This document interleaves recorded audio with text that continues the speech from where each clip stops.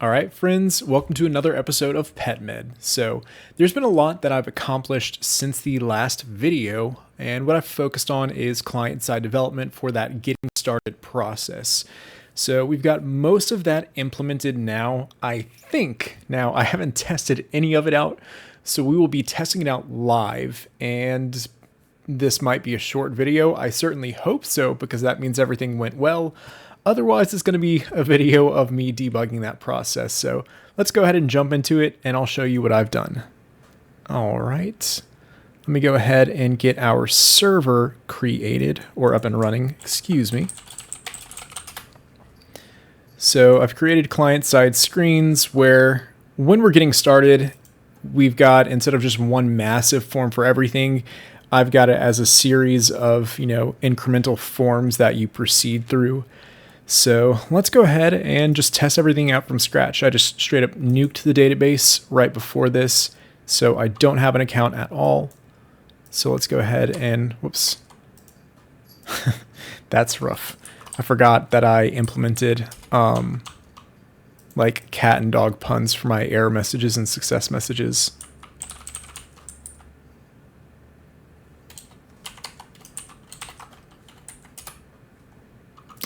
Shut up, Bitwarden.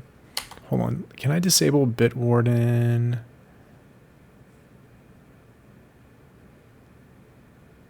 On localhost? I'll figure that out later.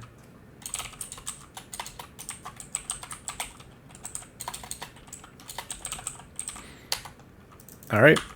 I'm going to give myself the password of A. And let's see. Oh, I need to also, so I set up Zod for data validation on the back end. And what I need to do with that still is I never set up any like custom error handling for it. So I don't really have the nicest strings for my users. So that is something that I do need to circle back around. There's still plenty to do on this app. We pretty much only have post requests working for this. So there's still a ton that needs to be done, which means we will be visiting the backend, but I want to be able to have a homepage shortly. That's really all I want, and we're getting just much, much closer. So as for right now, I'm just going to make my email my password. And then, the URL. I evidently made that mandatory, but I'll put my D&D luchador guy. Yeah.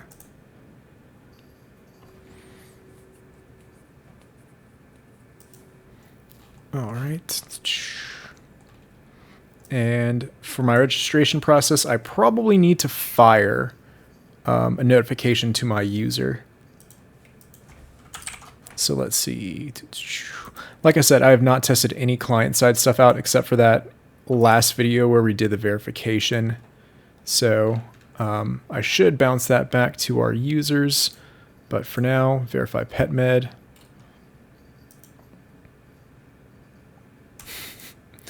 No. Let's see. Okay.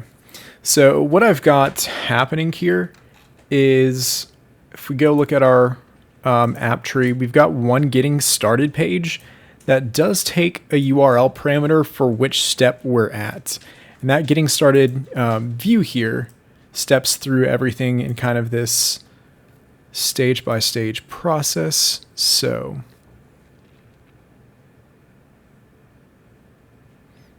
and case sensitivity, I lowercase everything, although I did develop everything with uppercases initially. So the verify page, need to lowercase that. Since we're doing string comparisons, we probably should be lowercasing everything anyway, but let's see.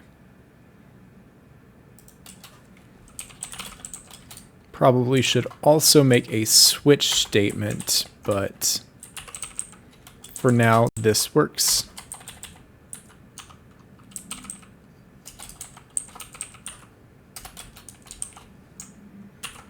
All right, so we'll save this. And we should have been redirected to lowercase h household, so we'll just manually go there. And so Here we are prompted for the household nickname, which is the only thing we need to create a household. So I'll call this dev casa. We hit next.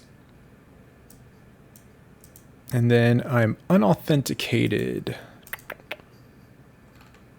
Let's see.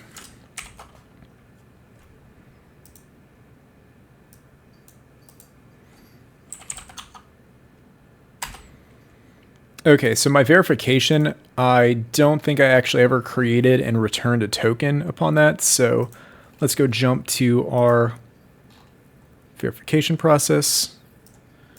All right, so we do send a token back upon verification. I just don't think I ever grabbed it and stored it. All right. So let's go ahead and fix up those first couple of things. The registration page, I need to alert to my users that, hey, we were actually, not just creating your account, but we also need you to go verify it. So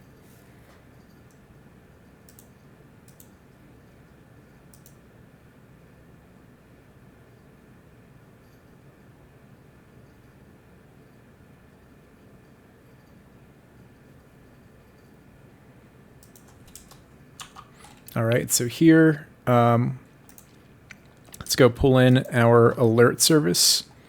So we've got this success.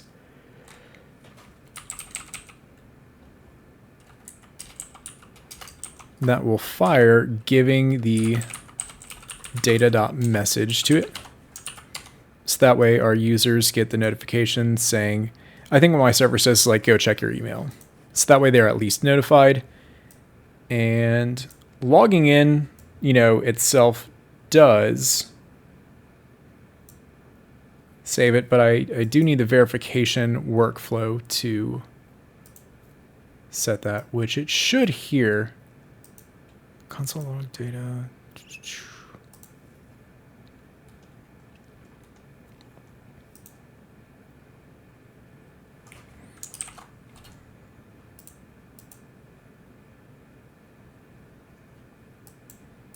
Okay, we do see it here. Local storage, token undefined.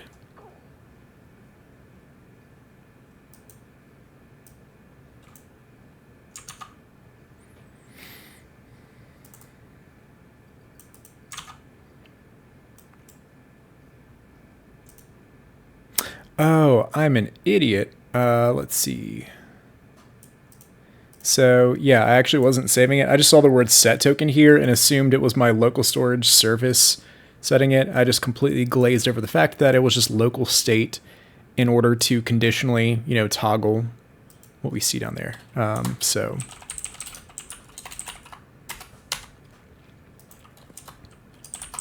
ls.tokens.set data.token. All right, our user gets verified and then automatically logged in. So backing everything up a bit, we click on this verification link, which it's still valid. It's a time-based expiration. I could, in the verification logic, run a query to see if they're already verified and say like, hey, you've already verified the account. But I mean, it's such a short duration that I don't really see a need for that. All right, so we do see our token stored here now.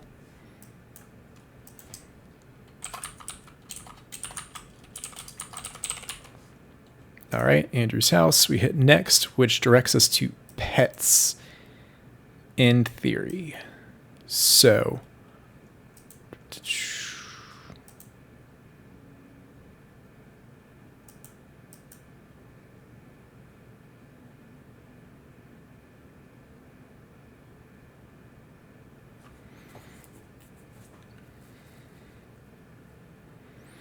well, I was wanting to do everything via network.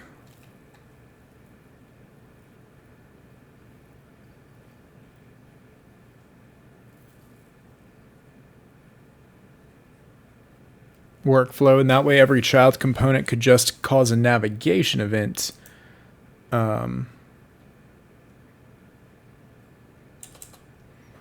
the use params here. Let's see. Let's throw out a use effect.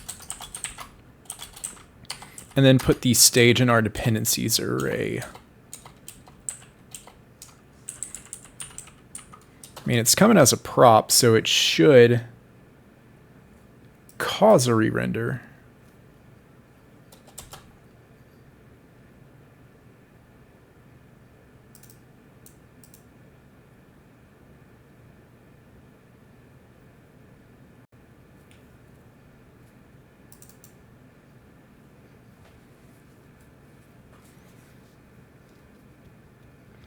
Oh, you know what?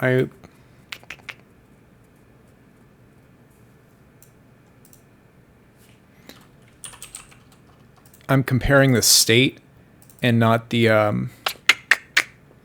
dumb Andrew.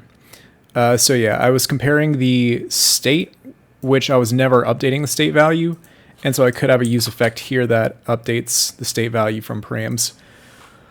Or we can just ditch that state altogether here and just compare stage.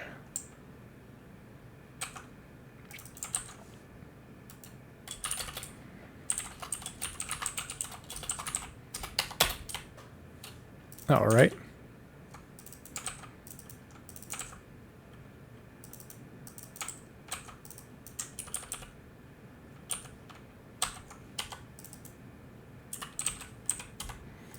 There we go. So we should now see pets. Cool. So we were able to navigate over here. And like I said, we're using networking state for this. So I'm just using the use navigate hook. Every time I hit next, it's going to take some of the state for the current local component that we're showing and send that a network transfer. And we pull that down with the use location hook on the next stage. That way we can kind of keep on chaining everything together. So like I said, ultimately, what happens if I, navigate off?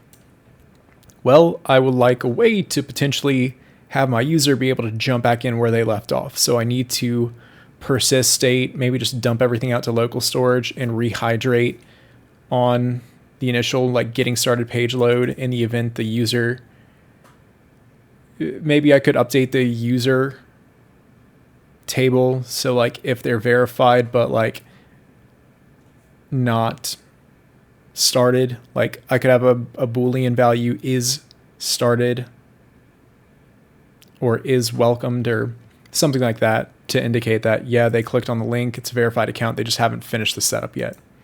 Is setup, what a brilliant topic there, or name. Lucy, this birth date here can be just a plain old string.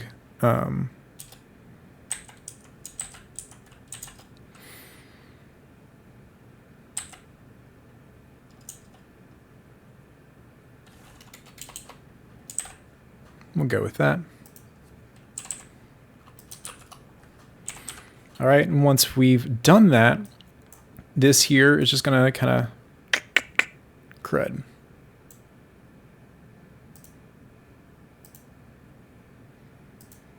Let's see what data failed.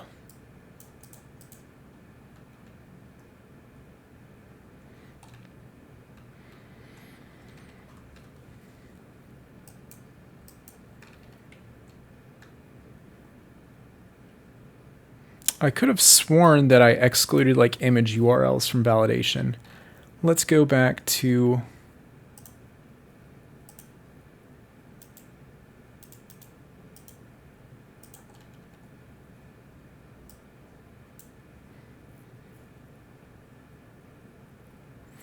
oh, well, I guess Zod is going to be doing strict comparisons. So if I'm sending an empty string, if I were doing my own comparison, that's fine. I would treat that as undefined data effectively. But it is actually going to try to validate that nevertheless. And also, I do have, I'm sending the weight as a number, so I need to go ahead and make sure that parses that correctly. So let's go ahead and update that. So on pets,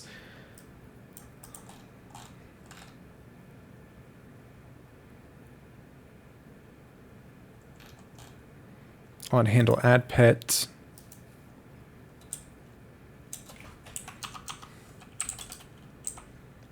If not, let's see.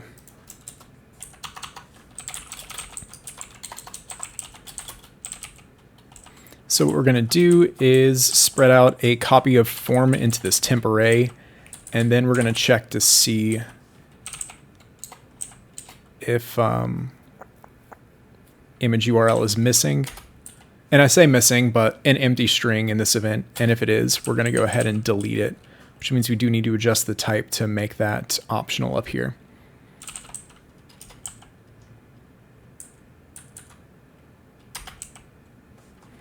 So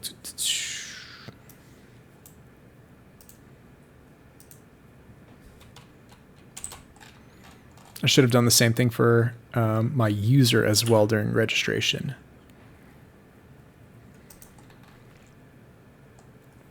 All right.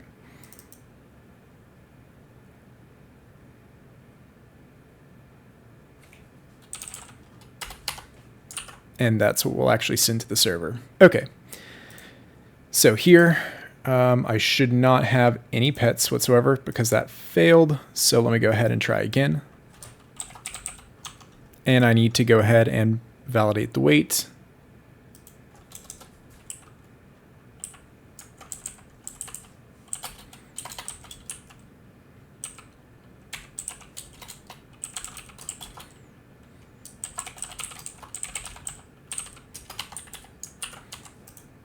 And by validate, I mean parse. All right. Lucy skipping the image now should auto delete that, which means Zod should not validate it if it is deleted outright.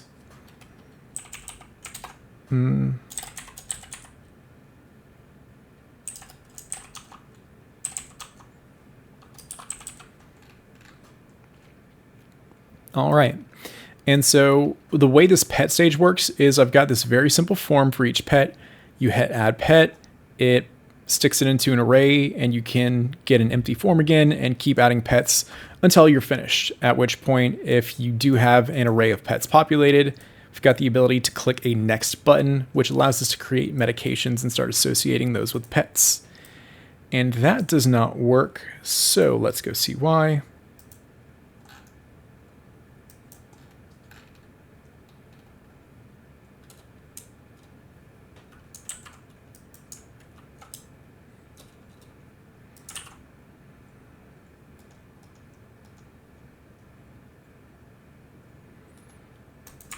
Let's see.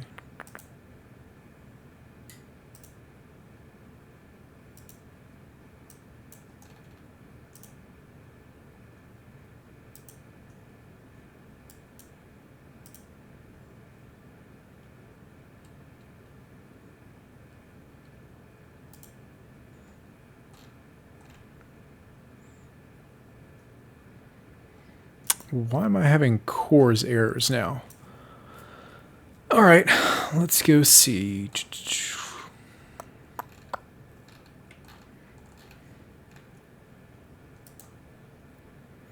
We're in development, so we should use cores, so I should be able to make cross-origin requests. I'm using my post function here.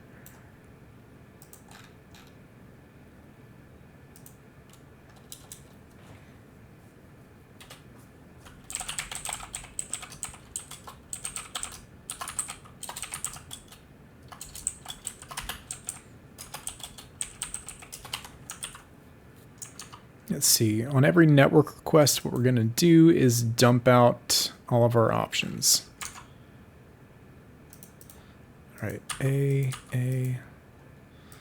Zod will probably validate that. Let's see, let me go ahead and change my initial state, just hard code that for now. So name here is Lucy, birth date.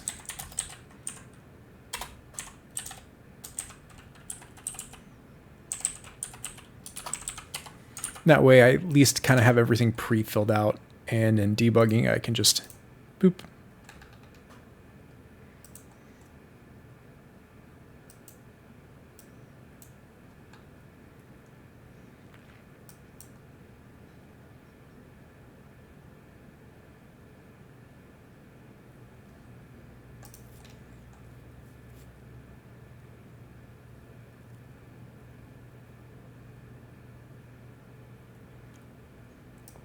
let's see, household ID here, we should actually be deriving from the state that we pass in.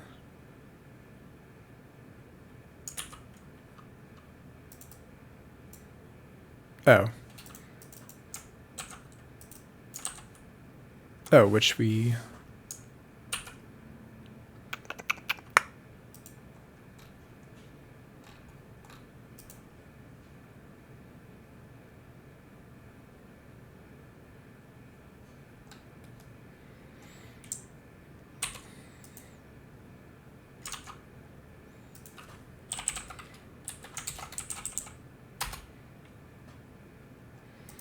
Oh, am I getting CORS errors because my server's dead? Oh, NodeMon, did it just never kick back on? Like it didn't detect any file changes? Okay, well that's annoying. So I probably wasn't experiencing... Okay, I went on a crazy rabbit hunt for CORS errors that didn't exist.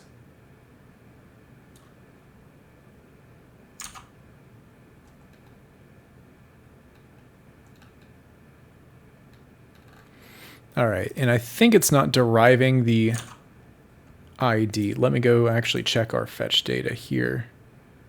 Household ID, yeah. It's saying invalid UUID.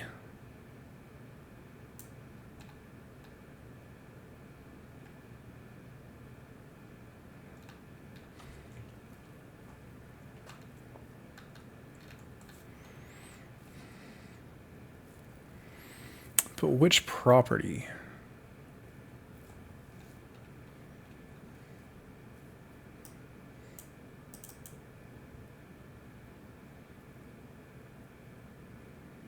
Like, I know that I've got ID here as an empty string at the moment, but what I do is I post to it, and, you know, we only extract out the properties we need. Or maybe not server side. Okay, I think that's where it's getting mad. Okay.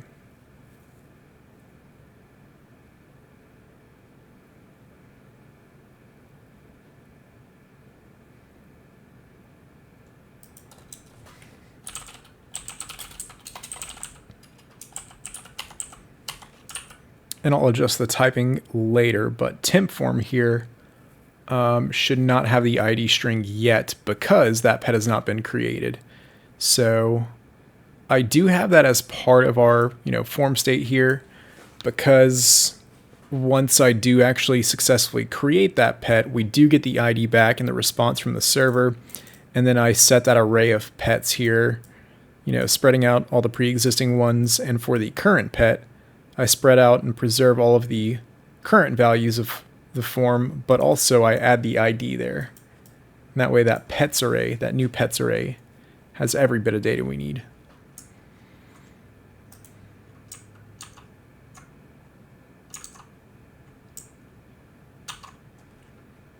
All right, but now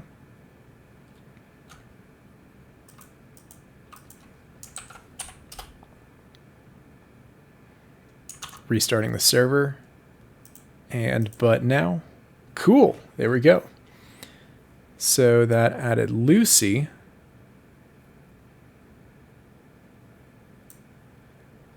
And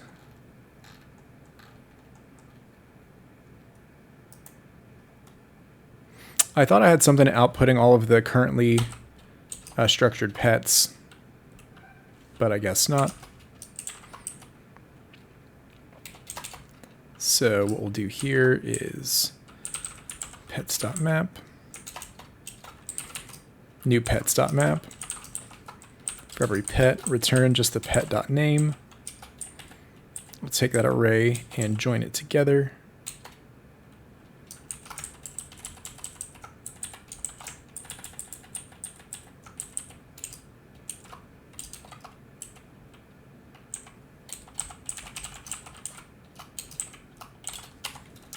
With commas. And what we'll do here is short circuit that and only show it if that new pets array has length. All right.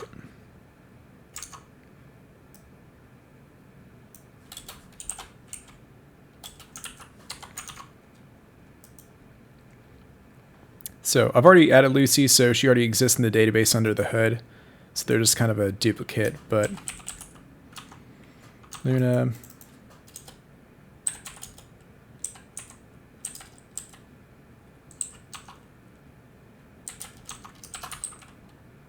Need to have some margin there. Oh my God.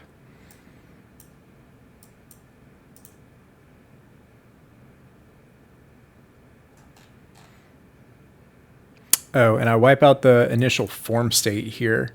So I wiped out the household ID.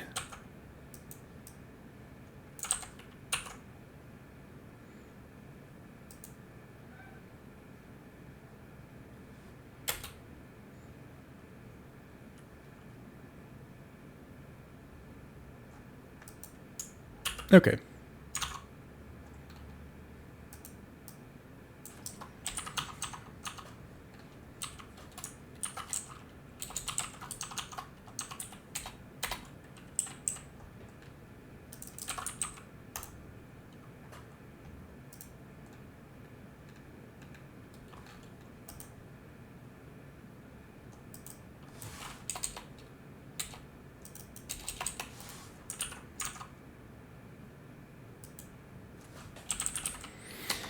And since I am not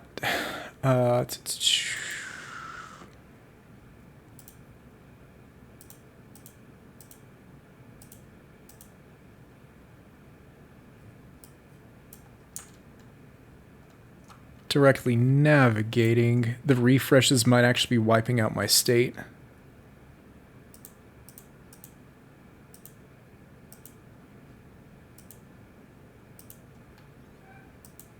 Household.id. It should be getting derived.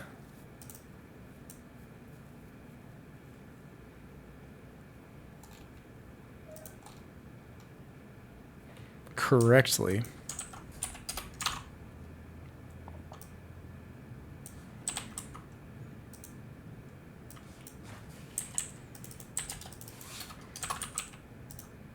Okay. We did add Luna, and that is good enough for me. So we have Lucy and Luna both under the hood. That array is wiped out, so the next stage is only going to show Luna, unfortunately, I think. So, wow, this has a lot more bugs than I thought. So like I said, this was either going to be a really short video if everything hopefully worked, or a really long one if it didn't. And that's what it's looking like this one is gonna be. So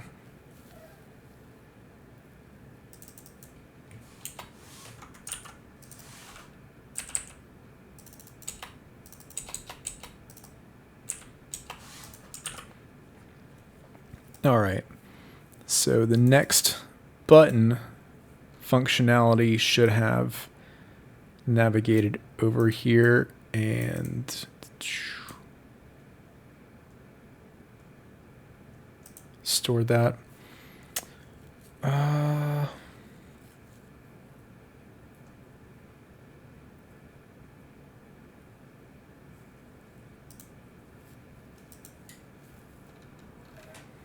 Location.state.household. Oh, I'm just pulling off on medications.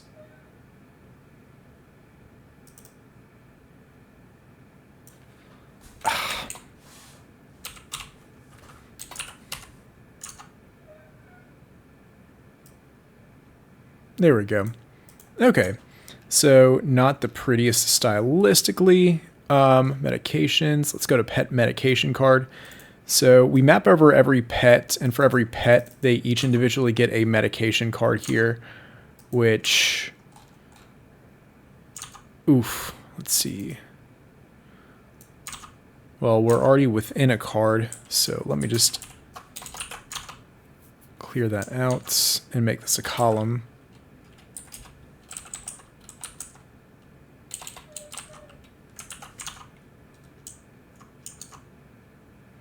Actually, let's see, medications.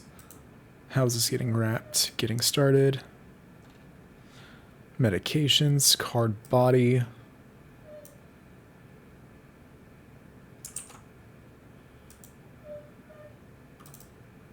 All right. Well, hold on a sec. Row, justify content center. Oh, I didn't have this in a column.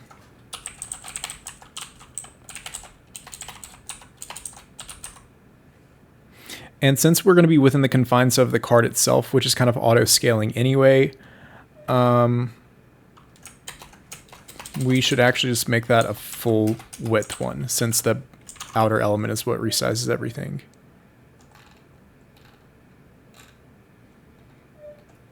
All right, hang on a second. I gotta go take my dog out. I'll be right back. We don't see her on screen here, but Lucy is the one making all the barking in the background if you can't hear, but I will be back shortly. All right, I'm back now. Sorry if you could hear her in the background. That was super distracting, but she didn't need to go out. She actually just got stuck under the bed, which in her old age, she has been doing a little bit more and more. But let's see.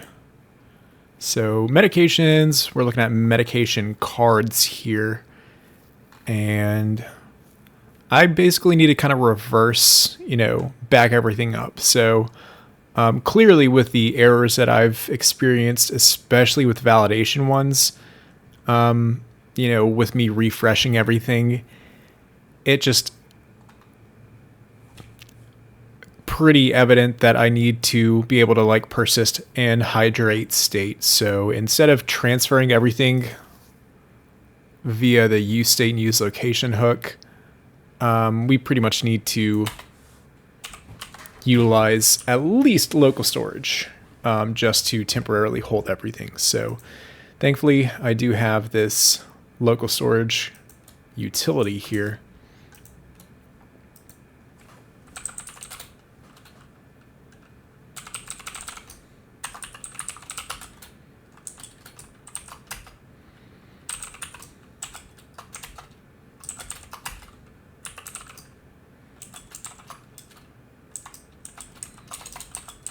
All right. And let's kind of just look at everything from the top down and see what gets stored. So in getting started, we store our household ID and nickname. So that needs to be kind of the first thing we store. So instead of transferring everything with React Router DOM, let's just go ahead and persist that here. So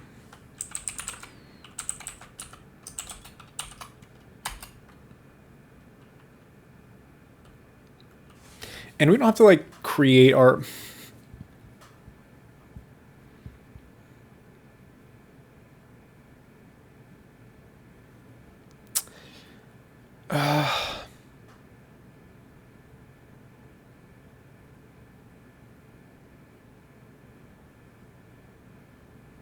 yeah, I was gonna say I really don't want to break everything down to individual properties, so we're just gonna pass everything in raw and parse everything out afterwards. So set here should expect just a raw object with an ID, that's a string, and a nickname,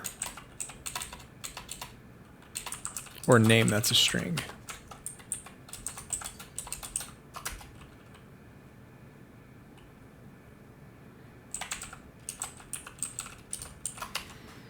And then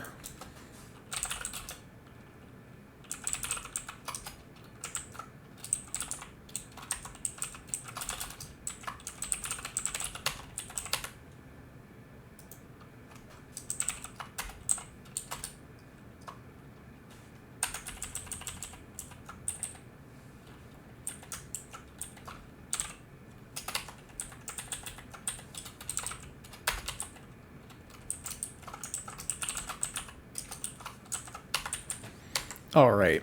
So like I said, we're just going to kind of cram everything together and just parse it out.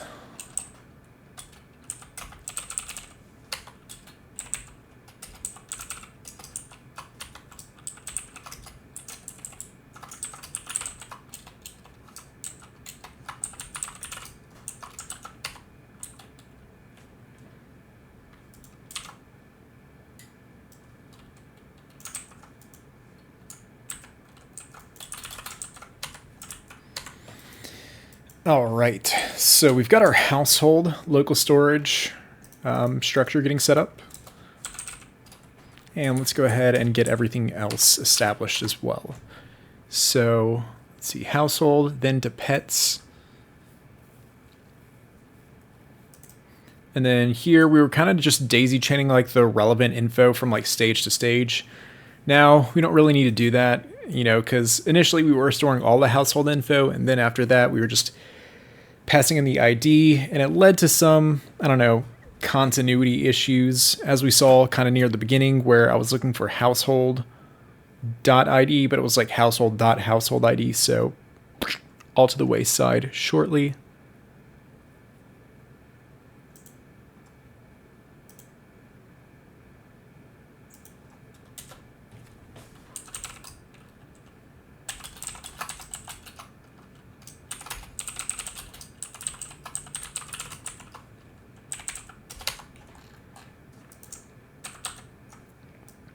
All right.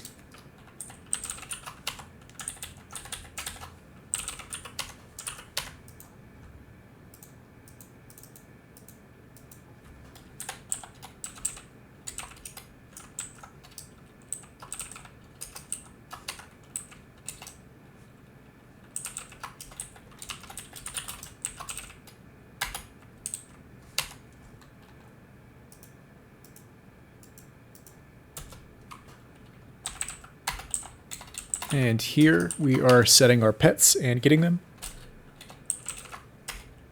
Pets key, and then we will pass in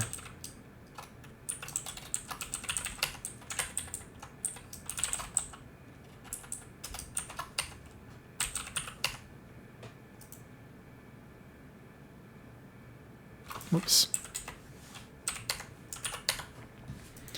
All right.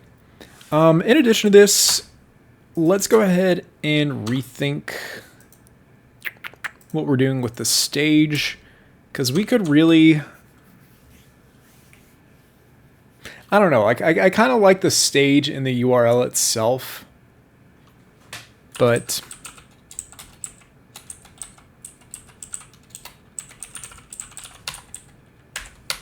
we can also have that as kind of a linear property here, just a flat string. So I might rethink how I, do all that, but we can now go from household to pets. And then we can go from pets to medications. What info do we need on medications? The pet array and some household info, which we now have. On medications, we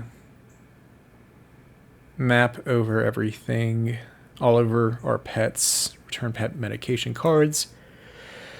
And that's where we've got a lot of our general inputting here. But at the very least, the data that we were sending in network transfer from one component to another with React Router DOM, that's persisted. And we can now kind of rehydrate each component. So let's go ahead and refactor how we handle our navigation events. So no more networking state.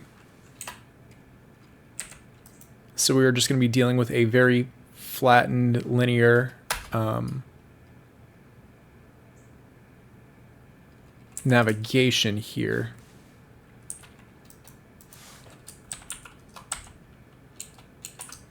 And we'll pull in our local storage utility here, localStorage.gettingStarted.household. This might be a little verbose, but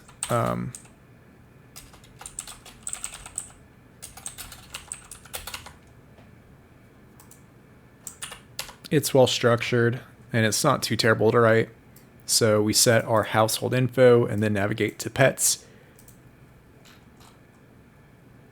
Instead of deriving this with the use location hook, let's go ahead and delete that usage altogether, see where everything breaks, which is right here, which is where we're trying to derive the household info from. So we'll pull that out as just a top level property. So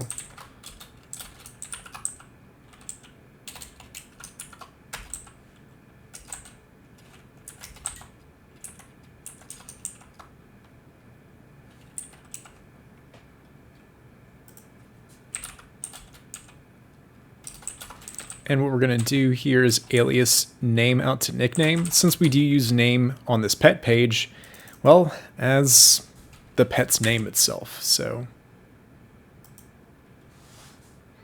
and since we do refer to this as household ID for a pet object, we'll go ahead and alias that out as well.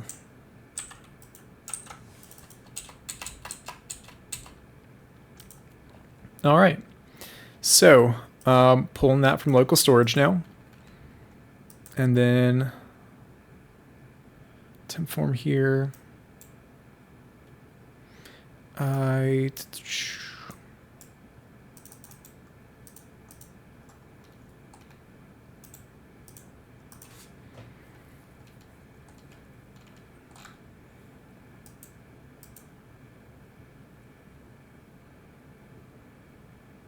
I mean, I suppose I can do what I do server side, which is typically create an interface defining like what the minimum creatable structure is, and then that main one here extends upon that. So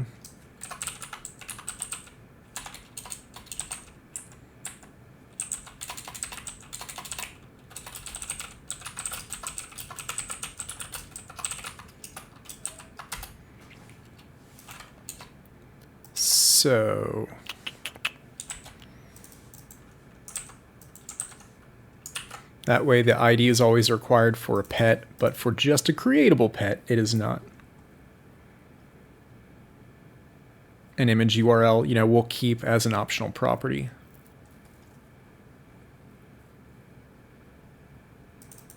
That means here, this should be a creatable pet.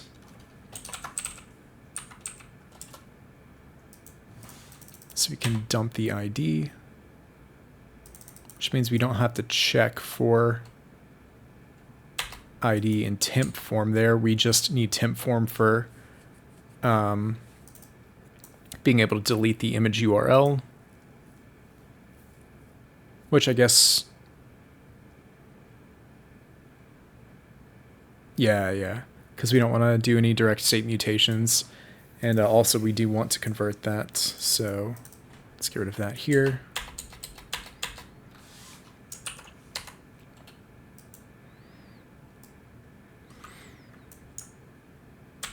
All right, and then what I'm going to do here is, because we do want to save our pets, you know, to that array in local storage,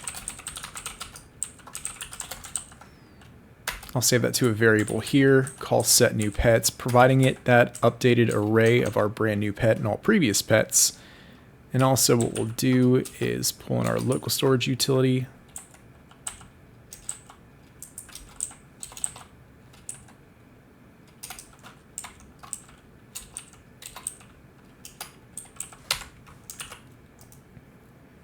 All right.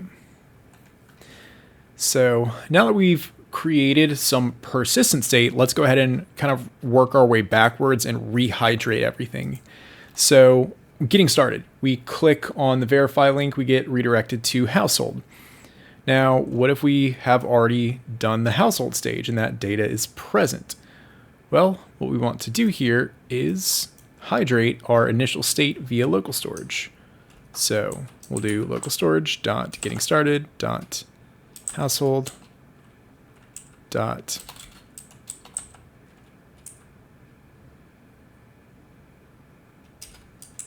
it's retrieving the full object, so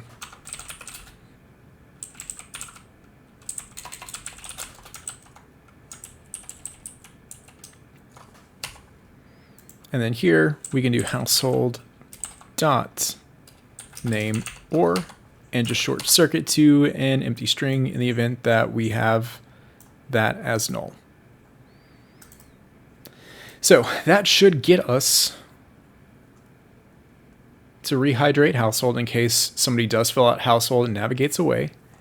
And if that's the case, they should go to pets, where we can pull the household info and potentially the pet info.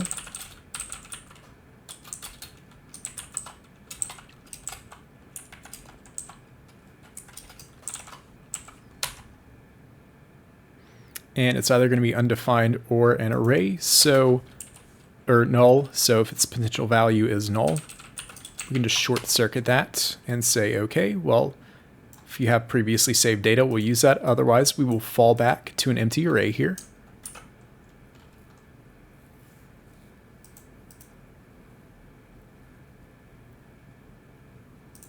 Let's see. And I think that takes care of the use location hook for household and pets. Now pet, or the medications component, we need to get rid of use location here. And instead of deriving all of that via network transfer, you know, can now pull that from local storage. And, you know, I could do something at a later point, like a global state management library. But like, honestly, we don't always need the state. Like, we really only need the state at kind of the initial creation.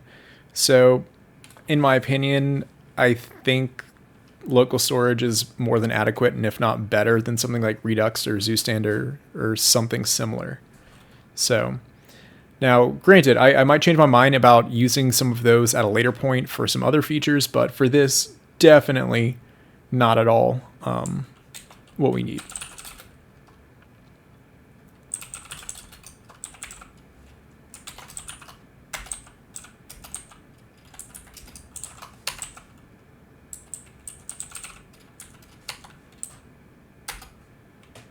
All right.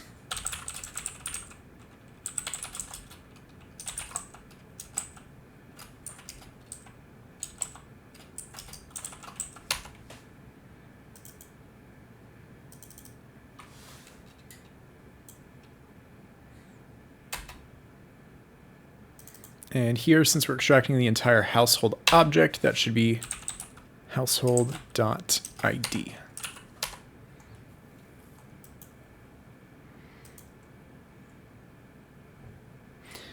Okay, so let's see. And pet medication card, let's take a look at that.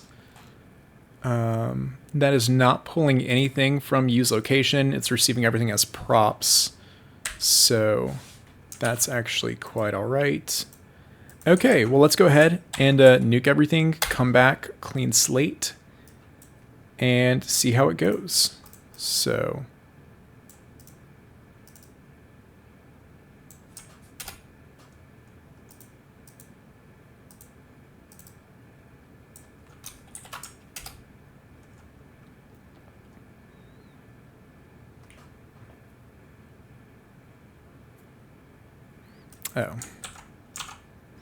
let me shut down my server to disconnect from the PetMed database, and we'll recreate it.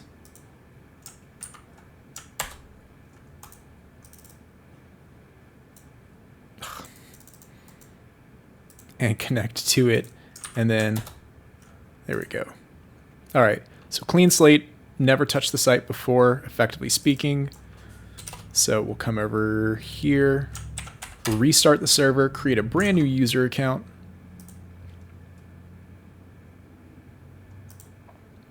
Log in, currently registering and I have to make this a legit email.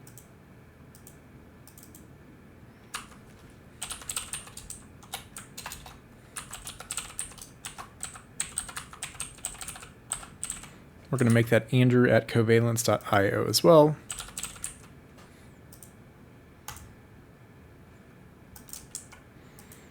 And let's see.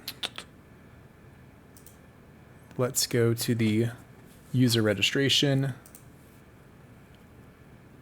workflow, because I need to do that property deletion as well, since Zod is extremely explicit.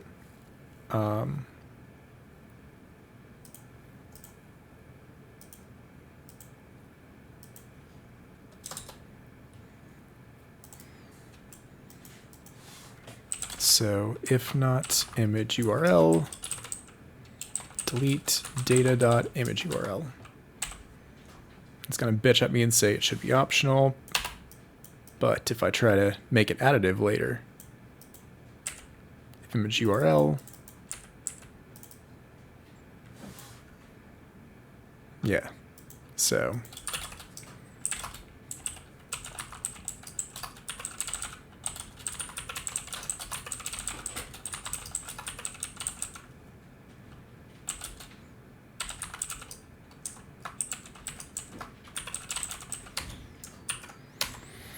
And name and image URL should also be optional, so I need to make that optional as well in the event we are logging in instead of registering. So, you know, we'll actually make this a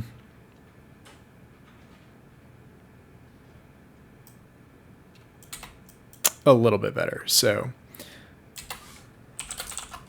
what I was doing was just sending all that data anyway as empty strings in the event that, you know, they were logging in, because if they're logging in, the name and the image URL get ignored.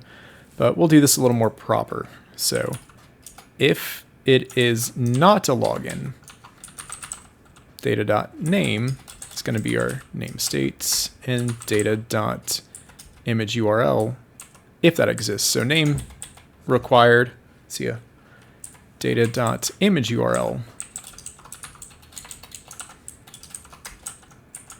Sorry, if image URL.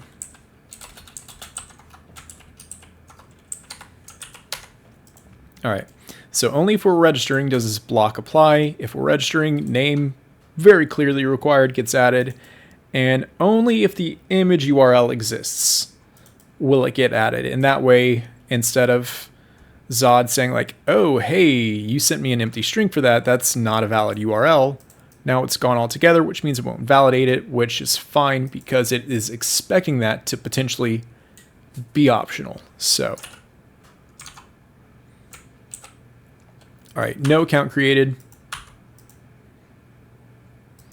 Then Bitwarden. Excluded domains.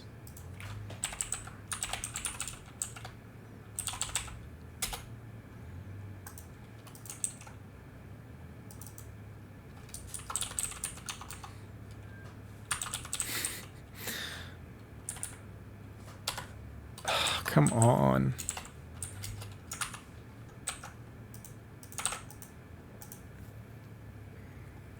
All right, user registered successfully. So it's just bouncing that back from my server. Let me adjust that. Please check your email in order to verify your account.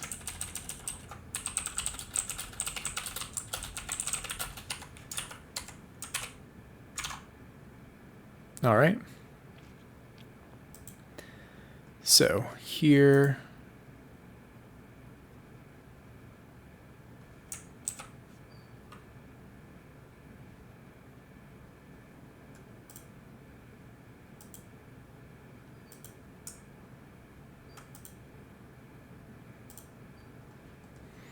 all right, the account was verified. Let's see what bugs I've introduced now. So we were attempting to mount the household component. Let's see what was going wrong with that.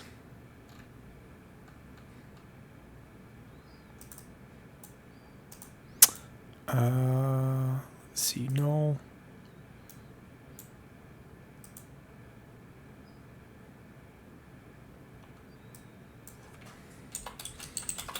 Oh, JSON not parse. Doesn't work on null. Let's see. I could just give it that, an empty string, which it can parse, which is a falsy value, which it would parse as an empty string. And I can give it that type. Yeah, let me do that. We'll run into a similar issue with pets in the event we haven't hit that.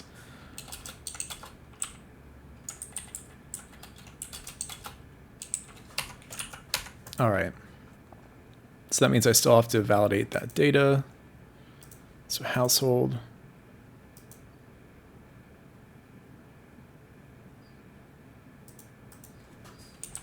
Man, TypeScript is great.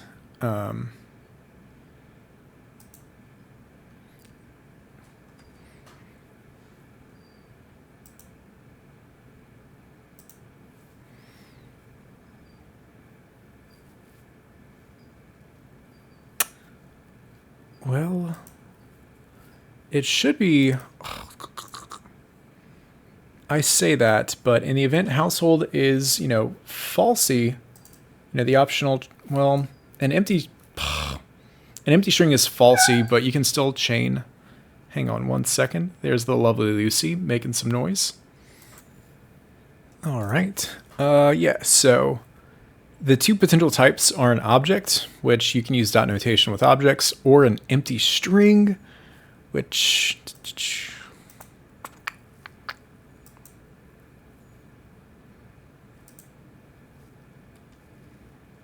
you can still use dot notation with.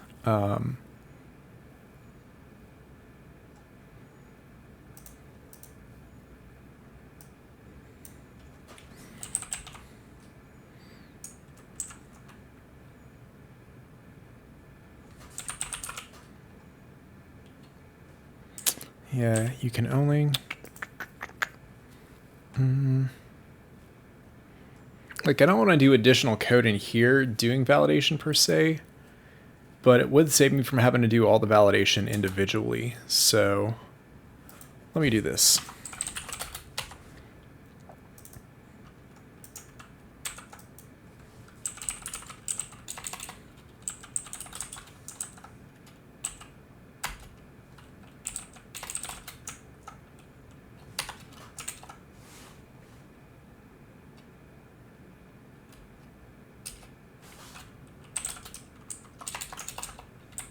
So we'll grab it separately and say, if not household, return null.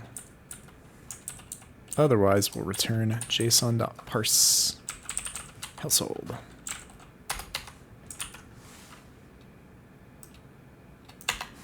All right.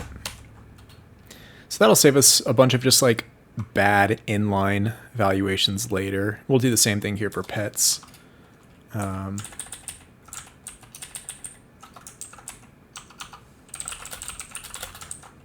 So we'll go ahead and grab pets, validate that it, is not undefined. If it is,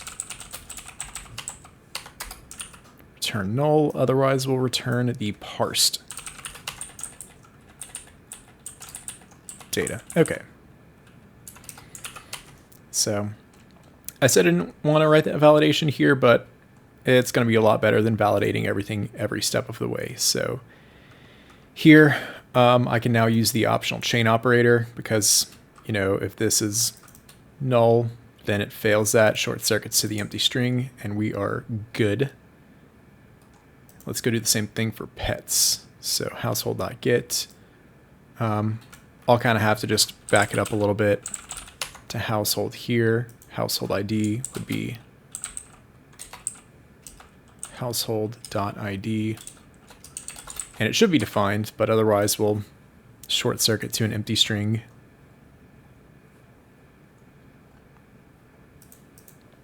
Same thing here.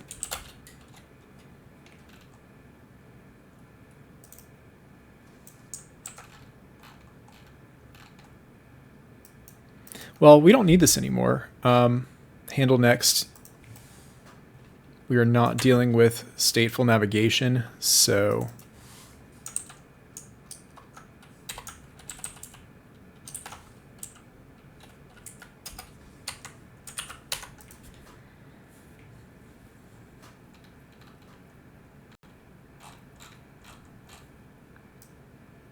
All right.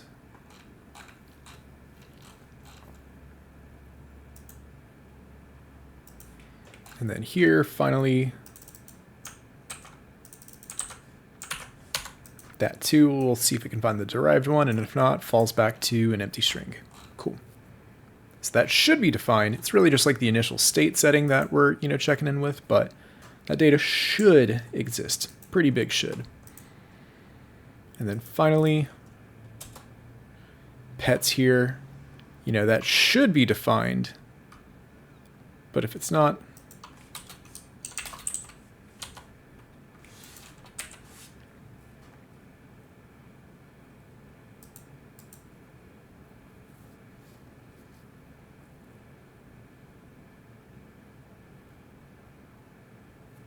I mean, same thing here. Like, that should be defined at this stage.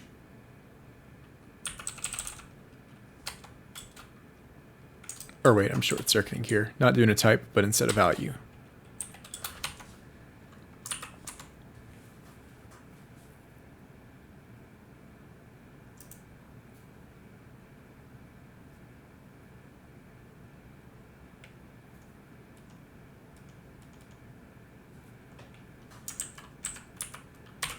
All right, let's go ahead, wipe our database. Or actually shut down our server, then wipe our database.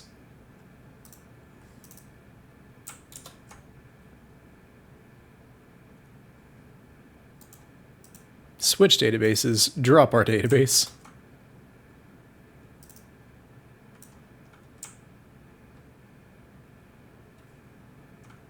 By who? My server's shut down.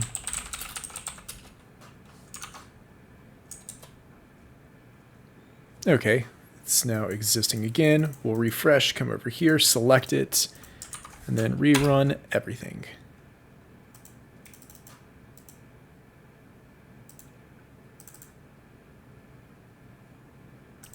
I guess I didn't drop it.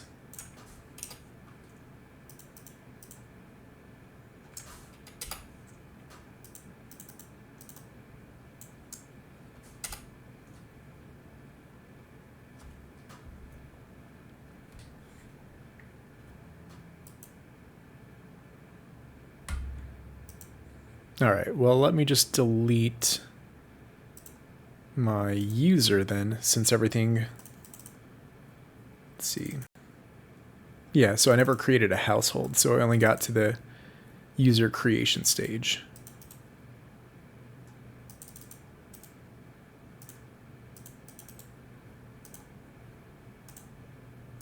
All right, so I've got a clean slate database here effectively. I don't know why something is still connected to it. But let's go here, go ahead, back to our app.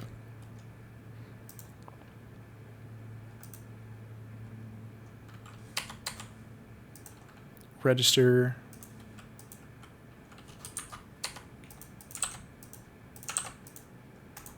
Finish registration. Check your email in the next 15 minutes. Come over here. Verify our account. Great. Let's go ahead and pop open our tab over here just to check out local storage. See if we've got that in there. We don't, not yet.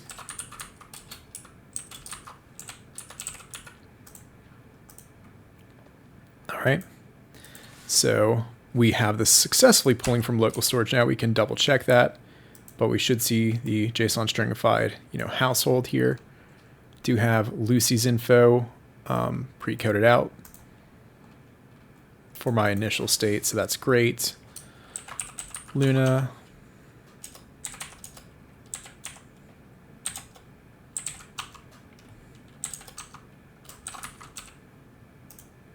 I need some spacing between my buttons, but we're starting to finally get somewhere. Scout.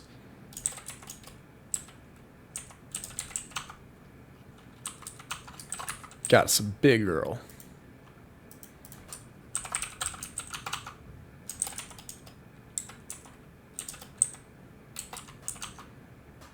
We got us a little kitty over here. She might be 7 pounds by now. All right, so we've got them actually added to the database. We can go verify that, but we didn't encounter any errors here. And if we take a peek at local storage, we should have our pet array stringified, including the returned IDs from the server. So all of them are actually getting their IDs back.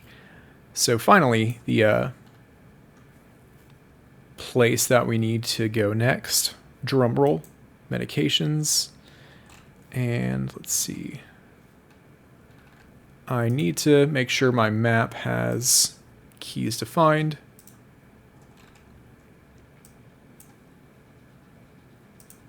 Which might actually just be this here.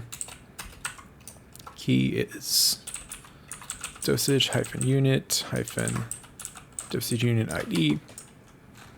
Could just do the ID using UUIDs in this app, you know, kind of handy.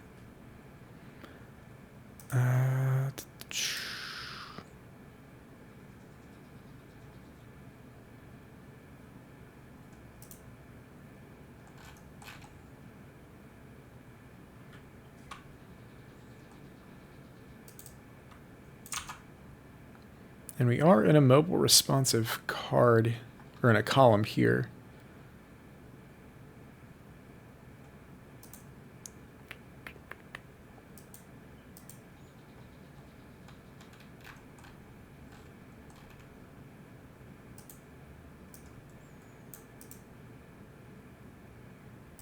Let's see, each pet form card.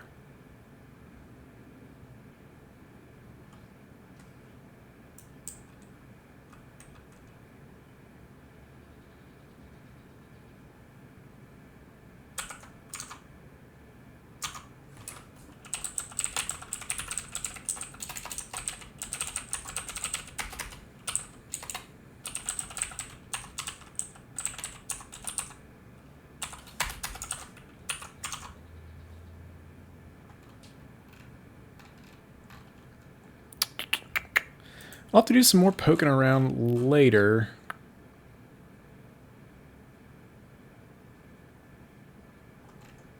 Although, I think I maybe just saw it.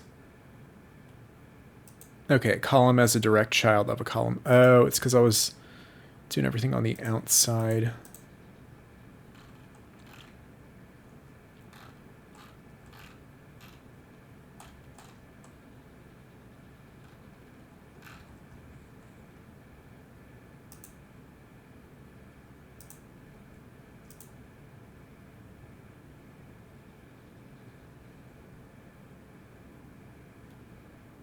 So every one of them has their own full width column here. And so in pet medication card, I can go ahead and abolish that resizing and just have that outer wrapping. So I got those two outer divs.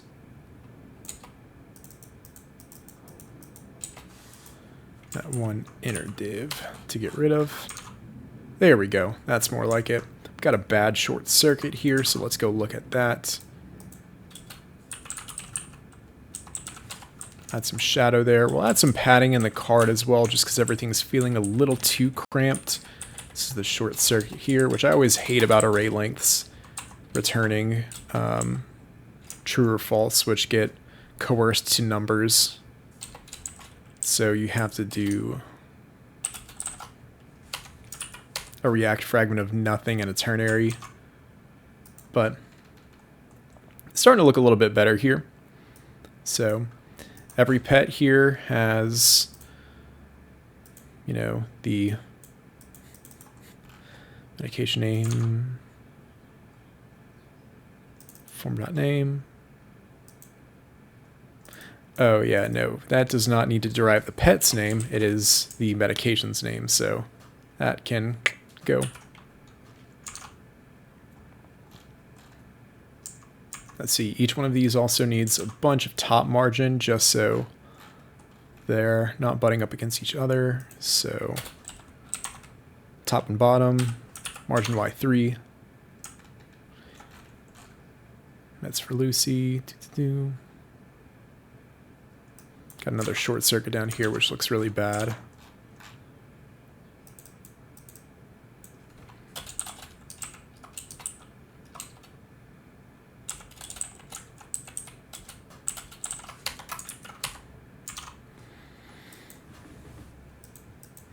All right, dosage here.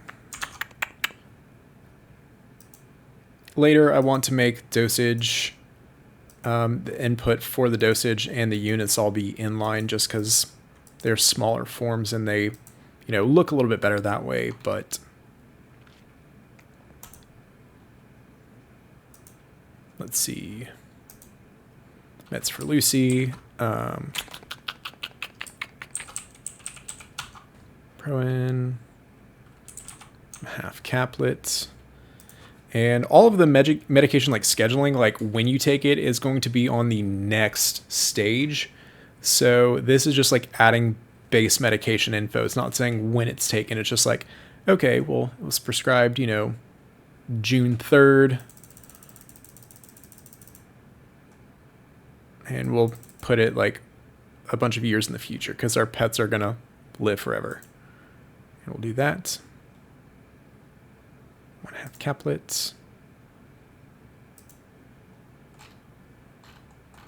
And I don't think that button actually does anything yet. So let's go ahead and pick up where that leaves off. Pet medication card over here. Handle add medication.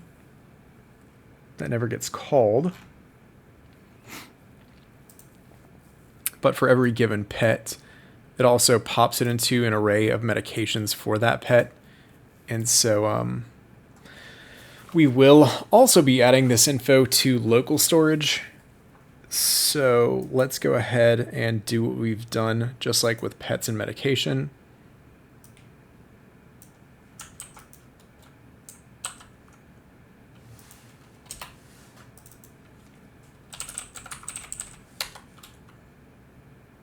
Getting started, dot medication,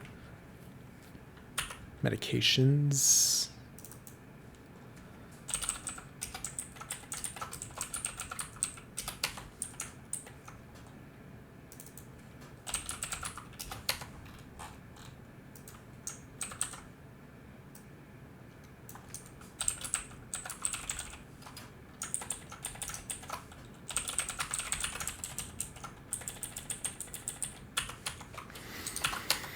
All right.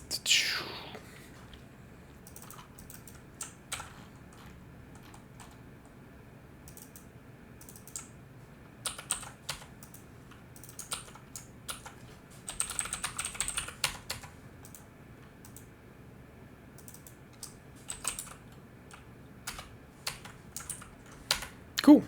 So we now have the ability to statefully update medications. However, these are medications for a specific pet, so we'll have to do some updating of pets then.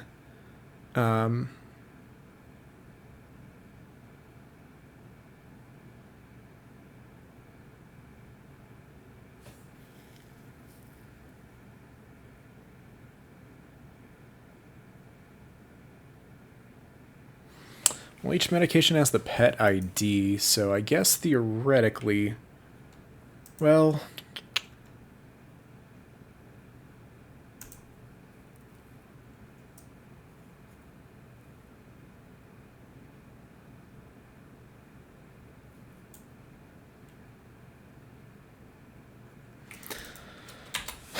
let's see.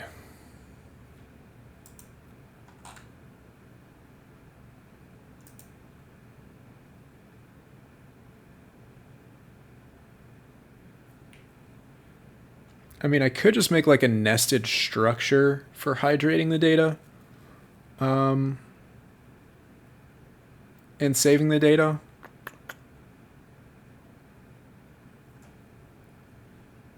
Because this, component itself, pet medication card, is specific to a singular pet.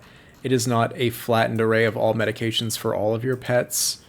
So, or maybe I'm just overthinking this a little bit.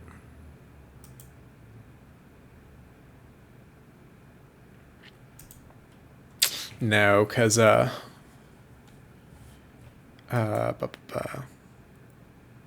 because we'll need that as like nested data for the next stage.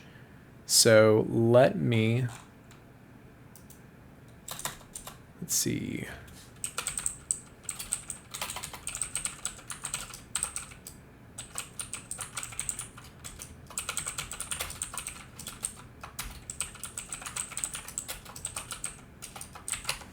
So I'll define a new interface here because this is not going to be anything in anywhere else in our code. It is strictly going to be just for our storage and rehydration of state.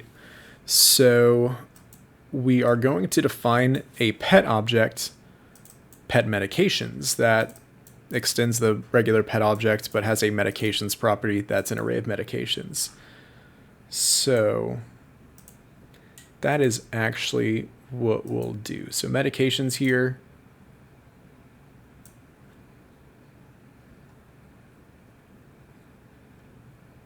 Is actually going to take, instead of a medication array, a pet with medication array. So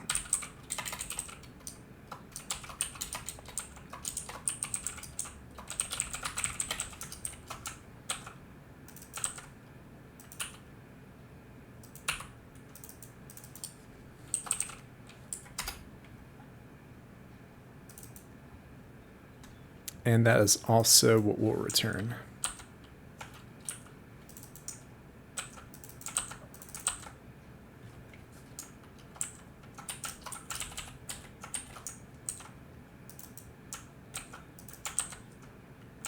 All right, I'm going to rename that interface to pet with modifications, just to make it a little more distinguished as to what its actual functionality is. Okay, now that we've gotten that out of the way, we can actually go ahead and, well, create the medication itself. So, oh,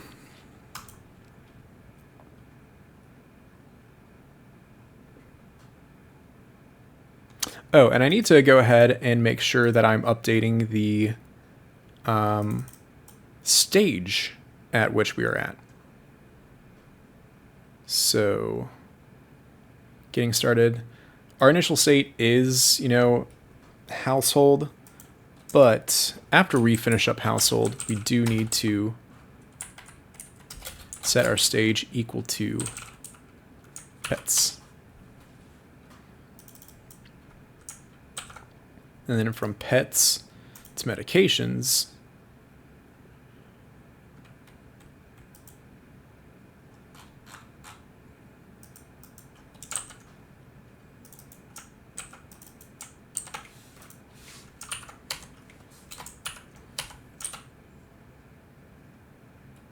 all right, and the purpose of all of that, of storing the stage, is our getting started component can pull that from, let's see,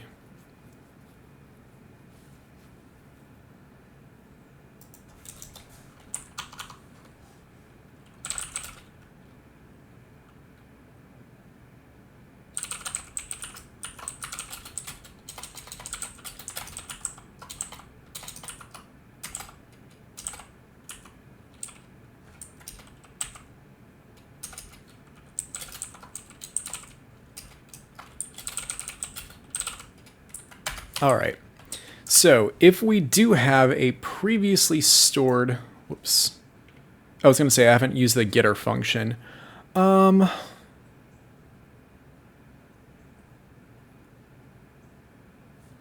a sec.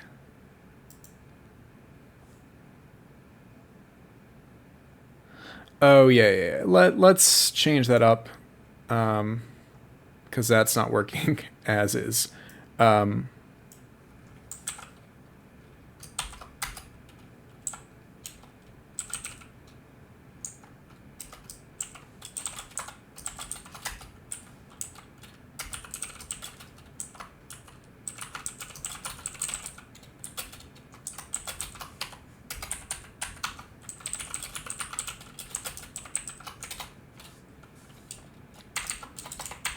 And here in defining our initial state, we'll just have it short circuit to that. So, all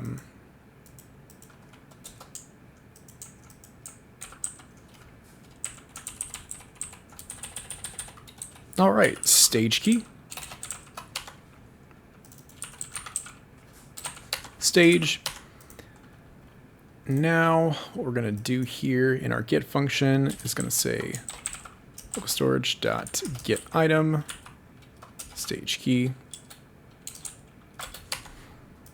And since we're going to be storing just a flattened string in local storage, we don't have to deal with parsing. It would just return the string itself.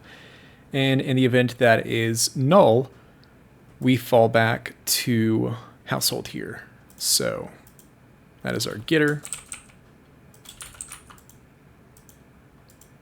Otherwise,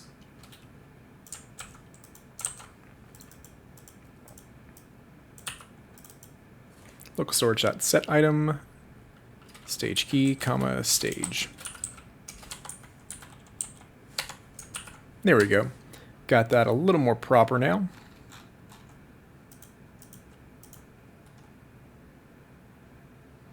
So getting started, previous stage, .get. And it should always have something that it returns. So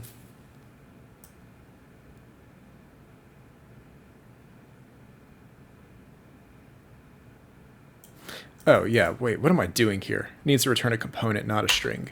So yeah.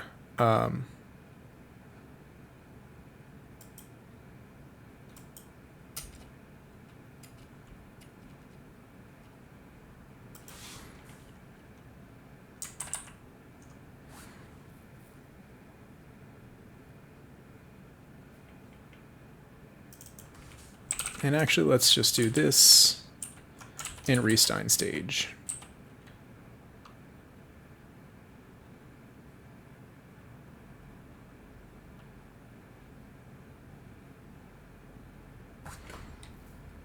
Well, hold on.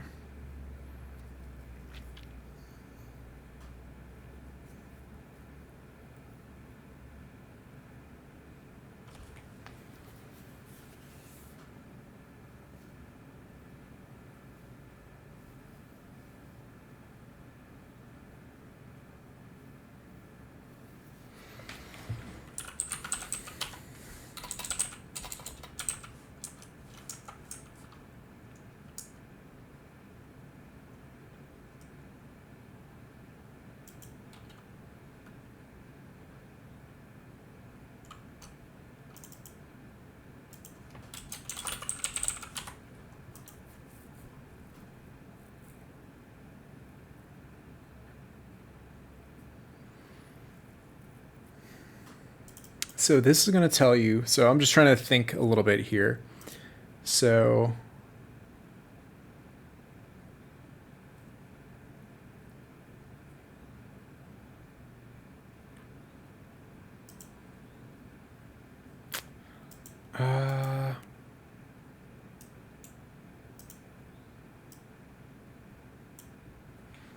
actually, let's just have it potentially return null.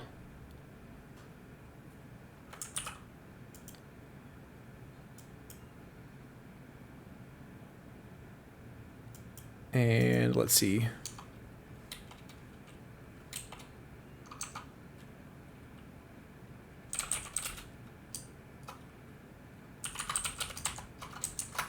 We'll call that save stage and say if saved stage, stage is equal to save stage. Let's see.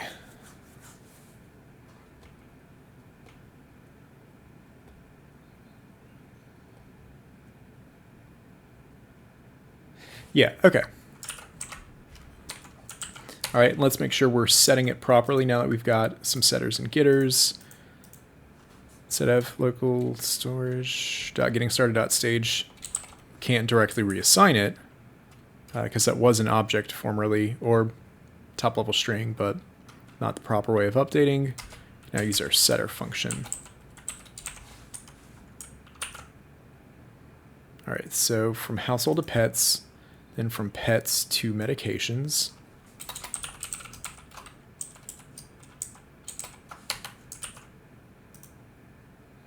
And then that's where we left off, but we now have the ability to store pet medications and our current stage. And now we should be able to go ahead and fire the handle add medication, which will add a medication for a specific pet. So let's come over yonder. And then this here on click.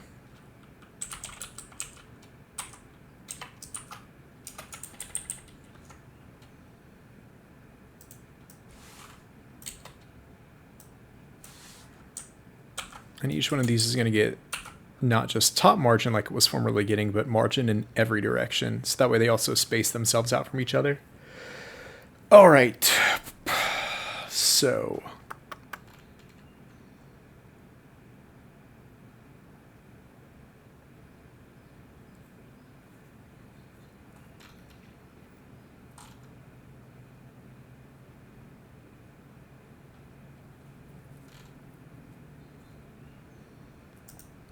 All right, handle add medication to.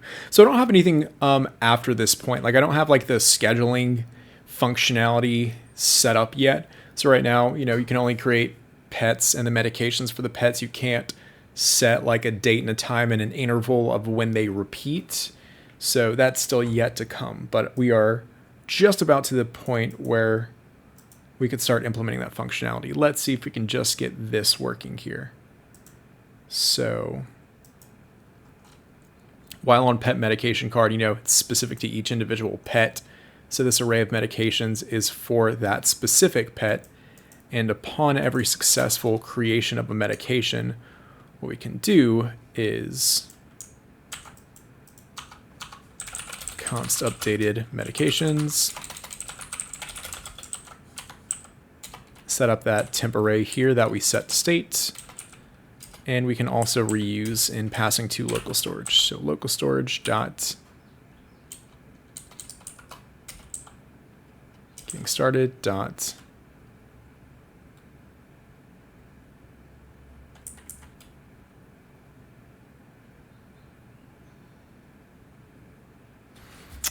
well.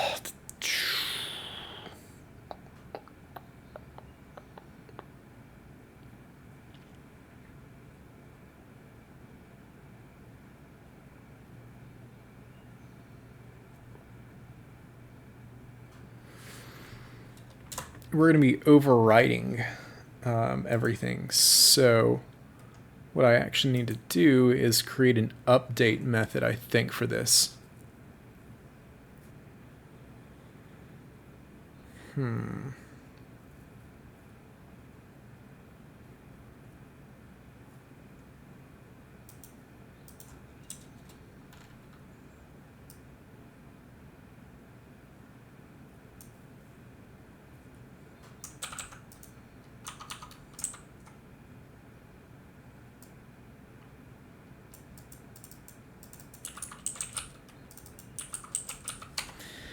Let's see. So, I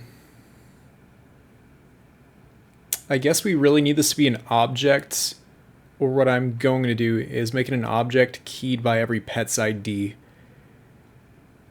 And the value of each one of those would be one of these arrays. So set, you send it this data for just a singular pet, but what it does is it maintains a larger subset. So saved here.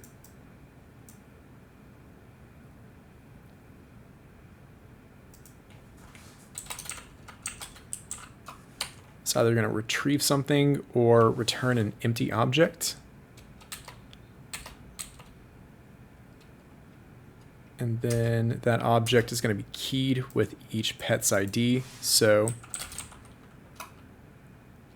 if saved at pet with medications,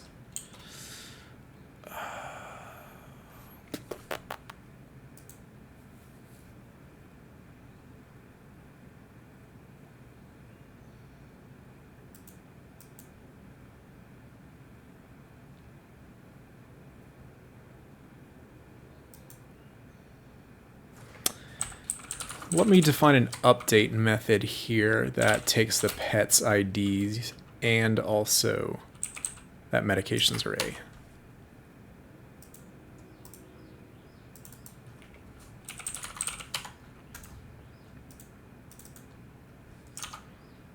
So it takes the pet's ID, and that is a medication ID I'm passing in, which I don't need to do. I need pet.id here.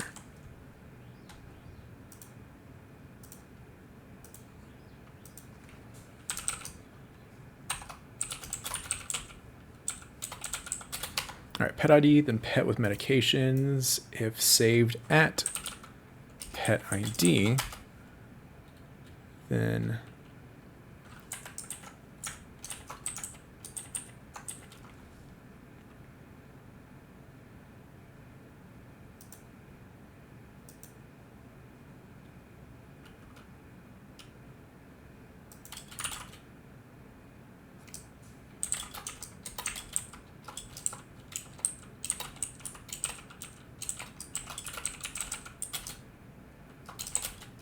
And here I'm updating the type to either be an empty object, which is what it's expecting, because that's what I'm short-circuiting that initial assignment to in the event we don't find anything.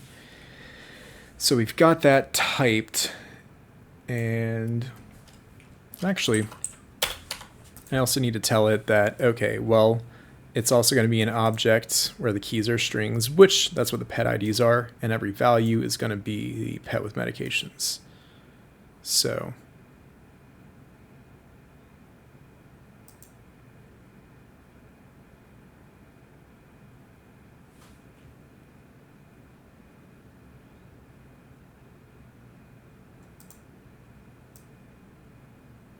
oh, and I'm like, why is it saying it's returning a string? Well, it's because it's returning a JSON string.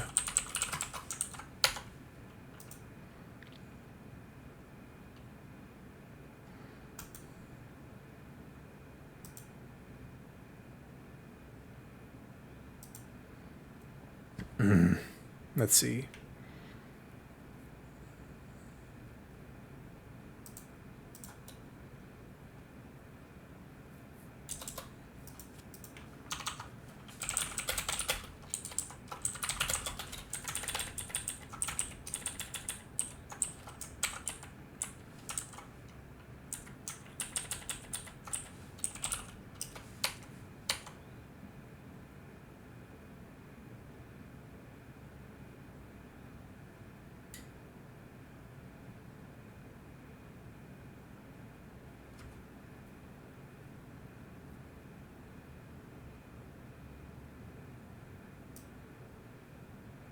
Oh, I have to stringify. Oh, that's silly.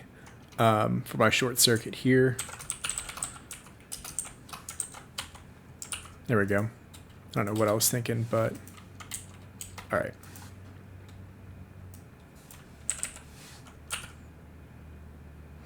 So there we go. In the event that's null, we go ahead and stringify an empty object, which I could have just hard-coded as string and curly braces, but that allows us to now get the correct typing and the correct runtime functionality. So in the event that we do have an updated or a pre-existing pet, what we're going to do is saved at pet ID. And since we are updating the array continuously, I guess we could just override everything, so we don't really need this check here.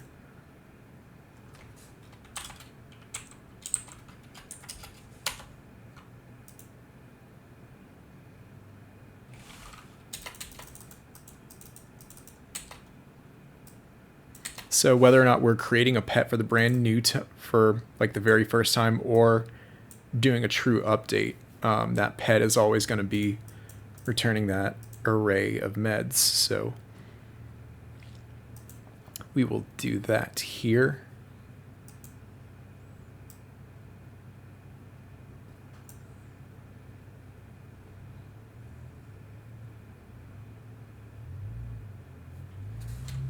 And yeah, I mean, all we're doing is just updating that singular pet. So, okay, so we've got that done. Come over here.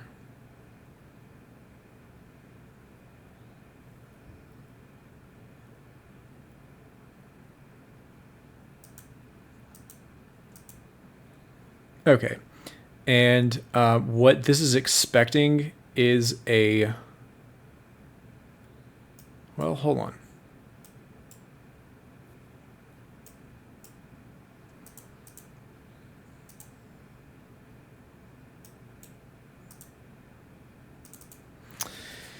Pet with medications. We did change the structure, so actually this just needs to be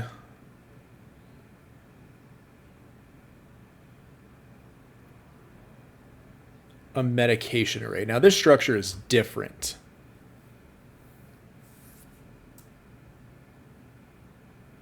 So let me go change up our types a little bit, because this is up to date. That is no longer up to date with what would be getting stored and retrieved.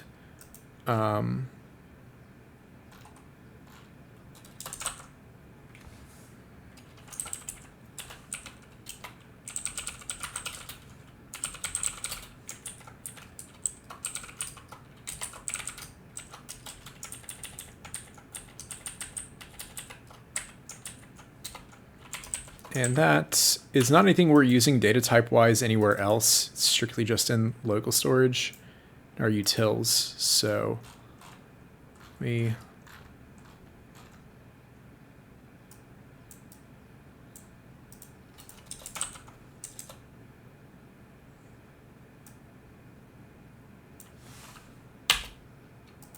come up here and redefine it that way. So pet with medications, that defines the entire structure. Every one of these is a key of the pet ID itself. Yeah, okay.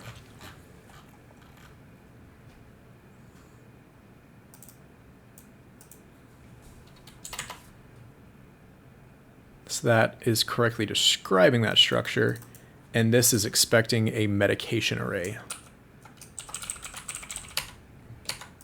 And that's what we send. Okay. So now we've got all of our types in agreement. I like the structure that we're sending, and that will work really well with parsing it out and rehydrating everything for the scheduler. So now that should allow us to clear everything out. Okay. Yeah. So let me go ahead and delete everything here.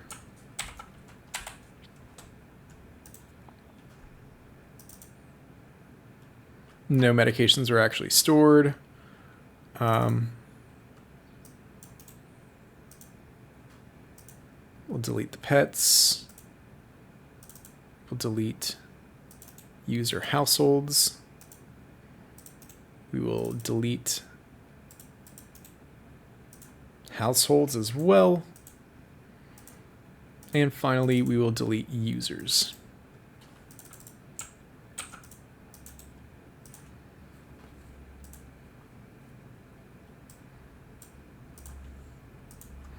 All right. So you got everything building up again from scratch. Go to our home page. Let me go ahead and clear out local storage as well, just because we got a lot of state here that does not need to be there and wouldn't be for, you know, an initial load of everything.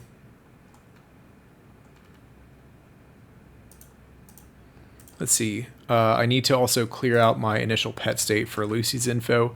So right now I really do want to emulate like brand new from scratch with accurate correct info, the true process for a regular user now. So everything clean slate. Welcome to PetMed. UI could use so much work. I mean, it's just ugly bootstrap, but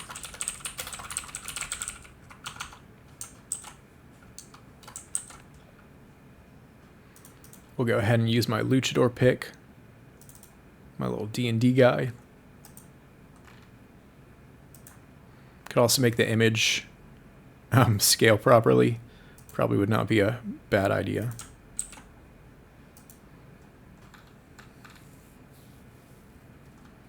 Let's see, and I don't want to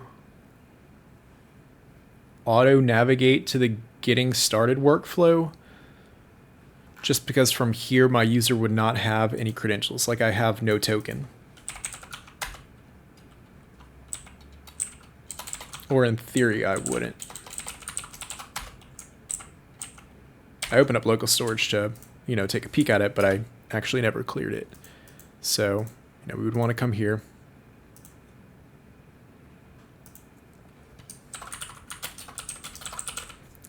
Casa de code, we hit next. Lucy.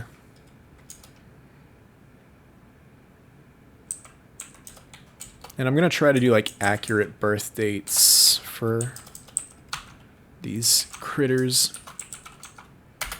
Added pet. Pet's name, Luna. July 14th, 2016. 10 cats. I thought I'd change the styling for these buttons, but I guess that was for medication and not those. So let's go ahead and take a peek at local storage as well. we should see localStorage.pets, continuously expanding. So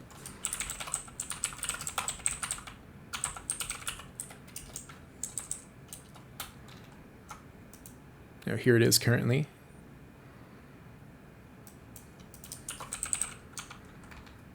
Let's see, Scout. I don't have any cat pics saved. Well, oh, no, that's a RuneScape screenshot. I don't have any cat pics saved.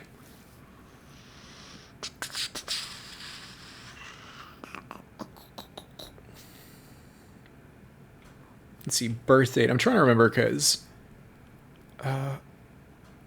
I had Luna, I think, still as a kitten. No.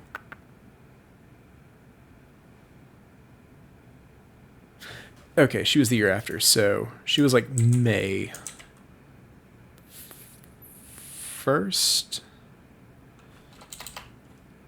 May 14th. May 14th sounds right. 2017. She's a big girl. Absolute unit.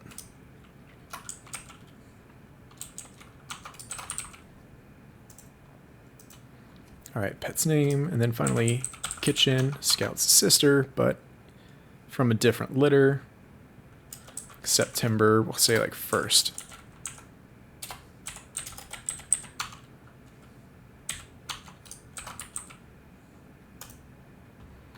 Alright, so we have successfully added all of our pets here. Let's go ahead and look at local storage for our pets array. Everything is persisted, so even if I leave this, if I go back to the home page, if I go back to getting started, I don't have a getting started page without an ID param, so let's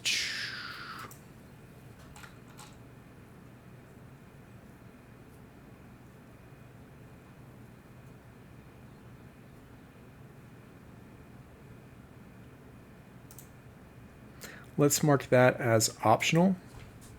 That way getting started directs us to here, regardless of whether or not we've got that param. So right now it should say like, hey, pets.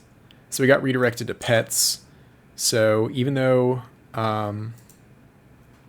this actually would come up undefined, this over here, we previously saved the stage as pets. So it did send us there automatically. So even though, yay, it's so nice seeing stuff work.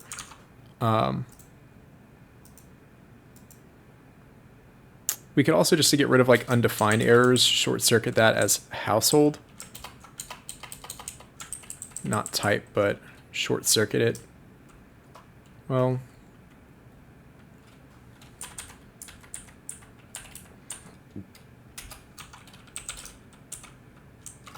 we'll do that here instead. If not stage, stage is defined as household. All right. And if we do have a save stage, we go ahead and reassign that. Okay, there we go. Way better. So even if though I went away, if I come back to getting started here, it takes me here. And we have an array length for pets added, so we have the ability to go to the next stage, which is pet medications. So here, meds for Scout, insulin, 2 units. Say let's subscribe today, and we'll do for a few decades in the future because our pets are going to live forever. Ah, so close. Let's see. I had some kind of server error. Valid UUID. What for? Let's go to pet medication card. Add medications. Form here is what we're sending. ID. Oh, same thing that I was doing previously. Duh. Dumb. So, normally when I'm validating, if I've got something as like an empty string, it's a falsy value. I just, pop it off and ignore it. But got very explicit checking with Zod. So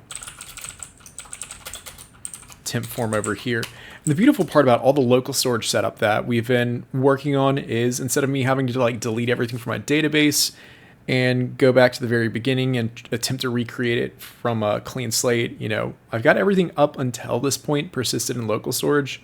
So I just go refresh the page and everything is immediately, you know, rehydrated, which is fantastic.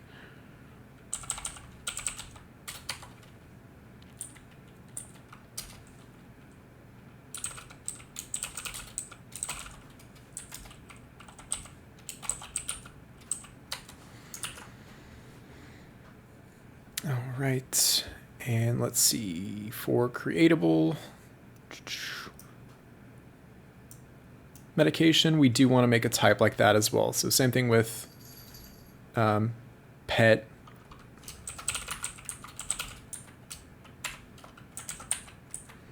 We'll just create very distinct types for each, and that way I don't have to mark any properties as optional.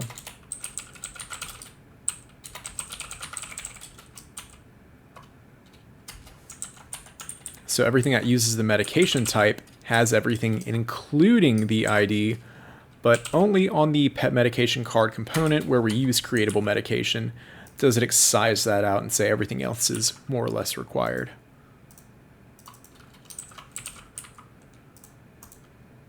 So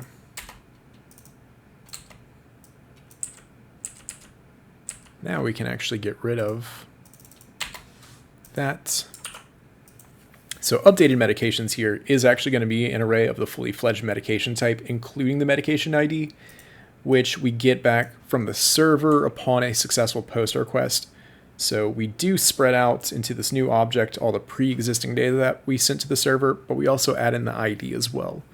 So updated medications, what we actually store, does get that info.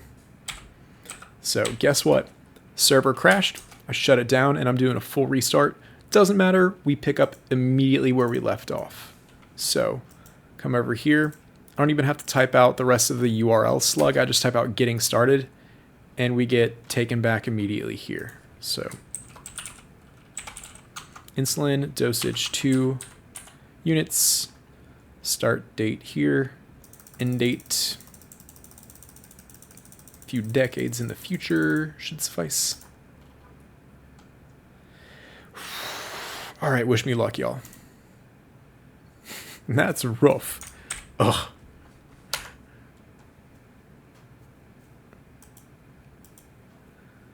All right.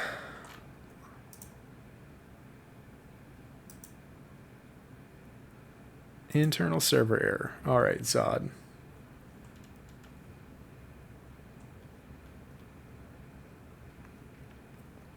Oh, it's my query validating the... So yeah, I was doing common table expressions here to kind of validate and ensure that I had all the requisite info, like I had the household ID for the pet as well.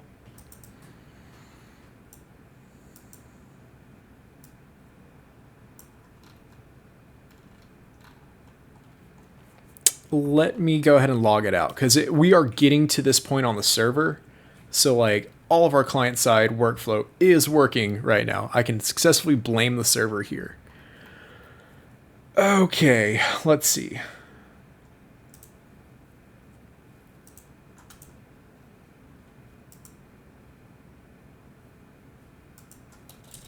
Does Postgres have a format function? I wonder.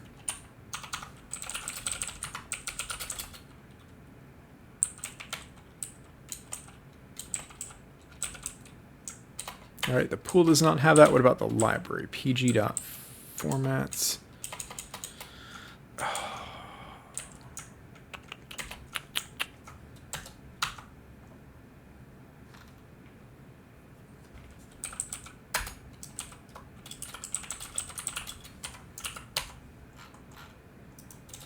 All right.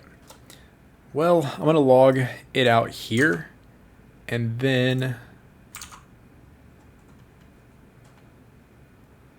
Oh, let's see. Undefined.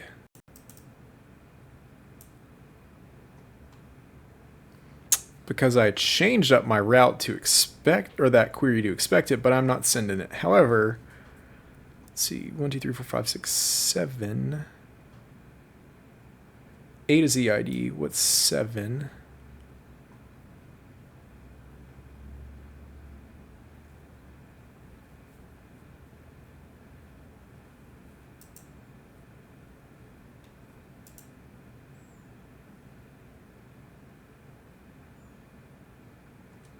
Let's see, so pet medication card.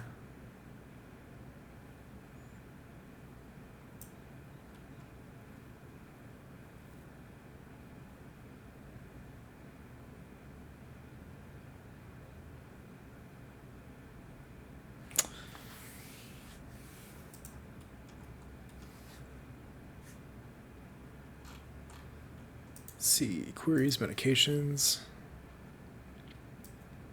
Send the object out and destructure 7 out of that. So even if some of those are undefined or empty strings, that's always going to take up that fixed length. Notes here, 7th empty string, that's fine. Household ID. Okay. Let's go look at our backend route for that.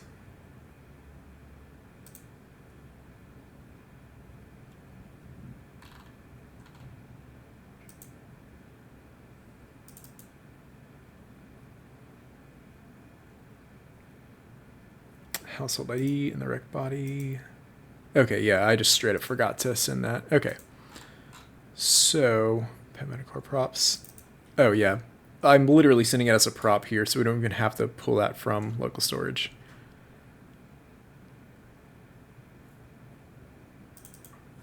So what we'll post is not just form, but an object spreading out forms properties into it, and also a household ID. All right, that clears out the undefined data, and now I probably just have a really crappy common table expression that I need to sort through, or just eliminate that functionality altogether.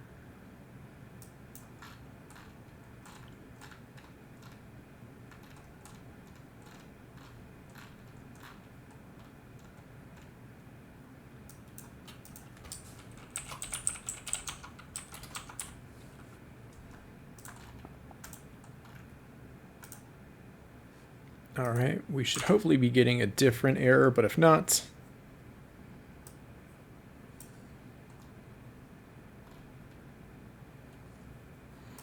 all right, let's go look at that syntax error.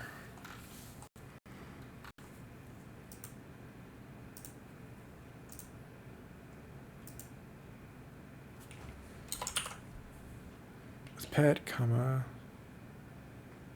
as. Oh.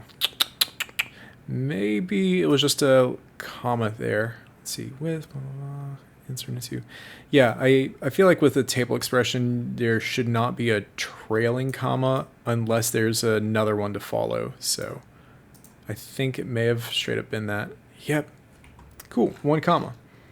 But hey, it gave me the opportunity to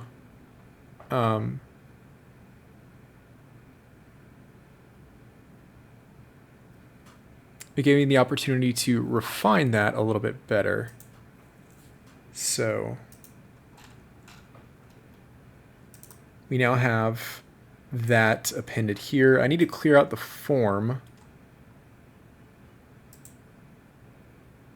So getting started, hop over to medications, hop over to pet medication card.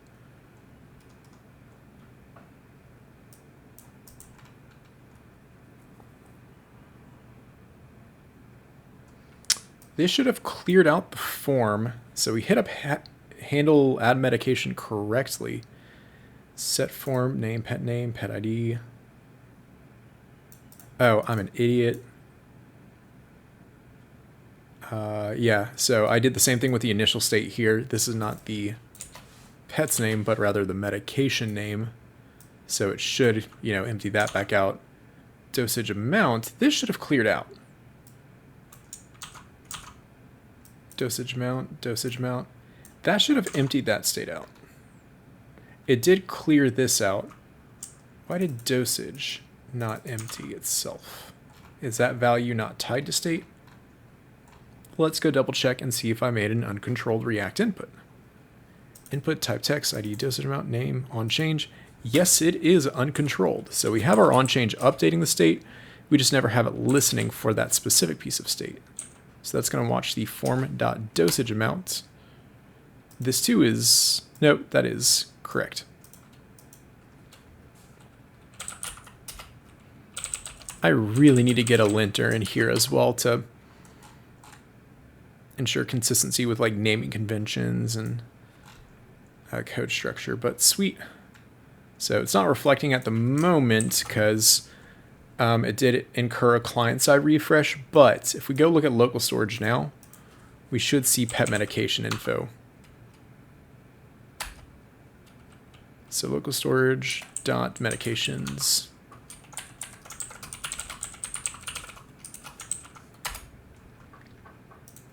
So this is Scout's ID, and for Scout, we have added insulin. Let's attempt to do some hydration here.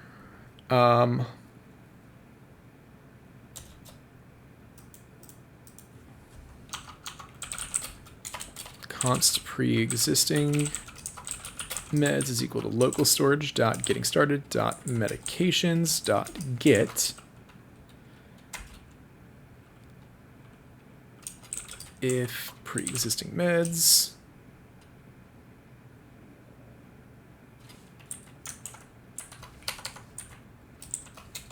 let's see. We'll initialize an array here called meds, and we're going to use this for our starting medication value. And then if pre-existing meds, and this is an object, so we're keying it and seeing if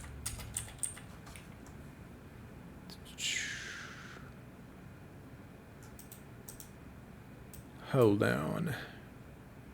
No, that's not right. Let's go to that type.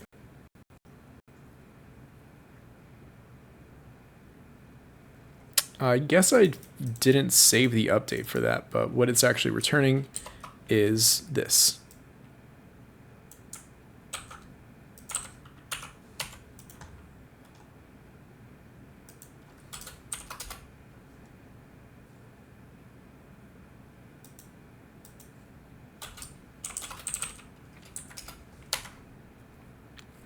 All right, so if pre-existing meds does exist, and if we have medications for that existing pet, we'll go ahead and reassign meds to that. So meds here, we'll type that as a medication array.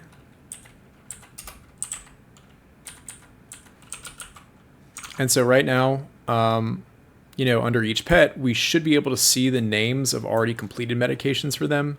So Kitchen doesn't have any. Scout should have insulin here. I refreshed, so it cleared out local state, and that's gone. But with the next couple lines of code, it should make insulin automatically pop up. So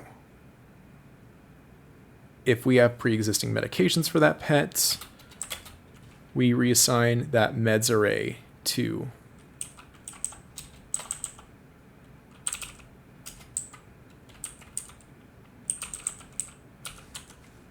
that. And so if we didn't find anything, meds remains that empty array, which is what our initial state was for medications anyway. But if we are able to hydrate, whoop, there we go. We see insulin. So that is great that we've gotten this working, because, I mean, thus far it has been almost exclusively backend, save for the, you know, registration login view, which still kind of looks crummy and needs some work, and the verification page, which yet again could also use some work. But now, I mean, we're starting to really, you know, put the pieces in place. So I know this is a really long video. I was hoping it would be like, I don't know, 20 minutes, not 2 hours. So there was a lot more debugging than I thought, but it was good to finally get everything tested out. Let's see, that reads out really weird. Set up your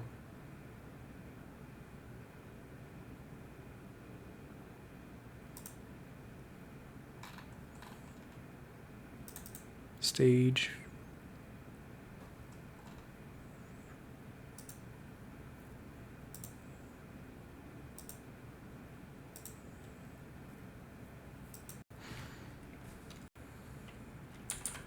Oh, all of this happens in that get stage function, which means this is never pulling in the correct one. Cool. There we go. But yeah, I mean, we are now starting to, you know, really shape up some functionality. So I know that this code base is getting big and getting to be a bit of a mess, and I've got a ton of code cleanup to do. Backend wise, I need to really polish up and customize my Zod responses because my users aren't going to be diving into the, you know, client-side console to read out what, you know, networking responses they got, especially, you know, given that I'm intending this for to be, you know, used on mobile instead of on desktop. So still plenty to do, but man, I am really, really happy to see this, and I hope that you don't want to gouge your eyes and ears out after listening to me and watching this for, you know, 2+ hours. But if you've somehow stuck it out all the way to here, like, good on you. I sincerely hope nobody has, but if you have, you know, thanks. But anyway, this was a really big milestone as far as progress goes in this app. Definitely not the most fun video, but we did end up with some exciting stuff. So I hope you've been enjoying the series, and if you want to see more, you know, we should have some much shorter and, you know, much more exciting features coming in piece by piece as we go on. So go ahead and subscribe if you're not. And if you have any comments about anything I should do, anything that just kind of looks crappy on this, any suggestions for future features, I am happy to entertain any and all of those. But anyway, thanks for sticking it out, and I will catch you later.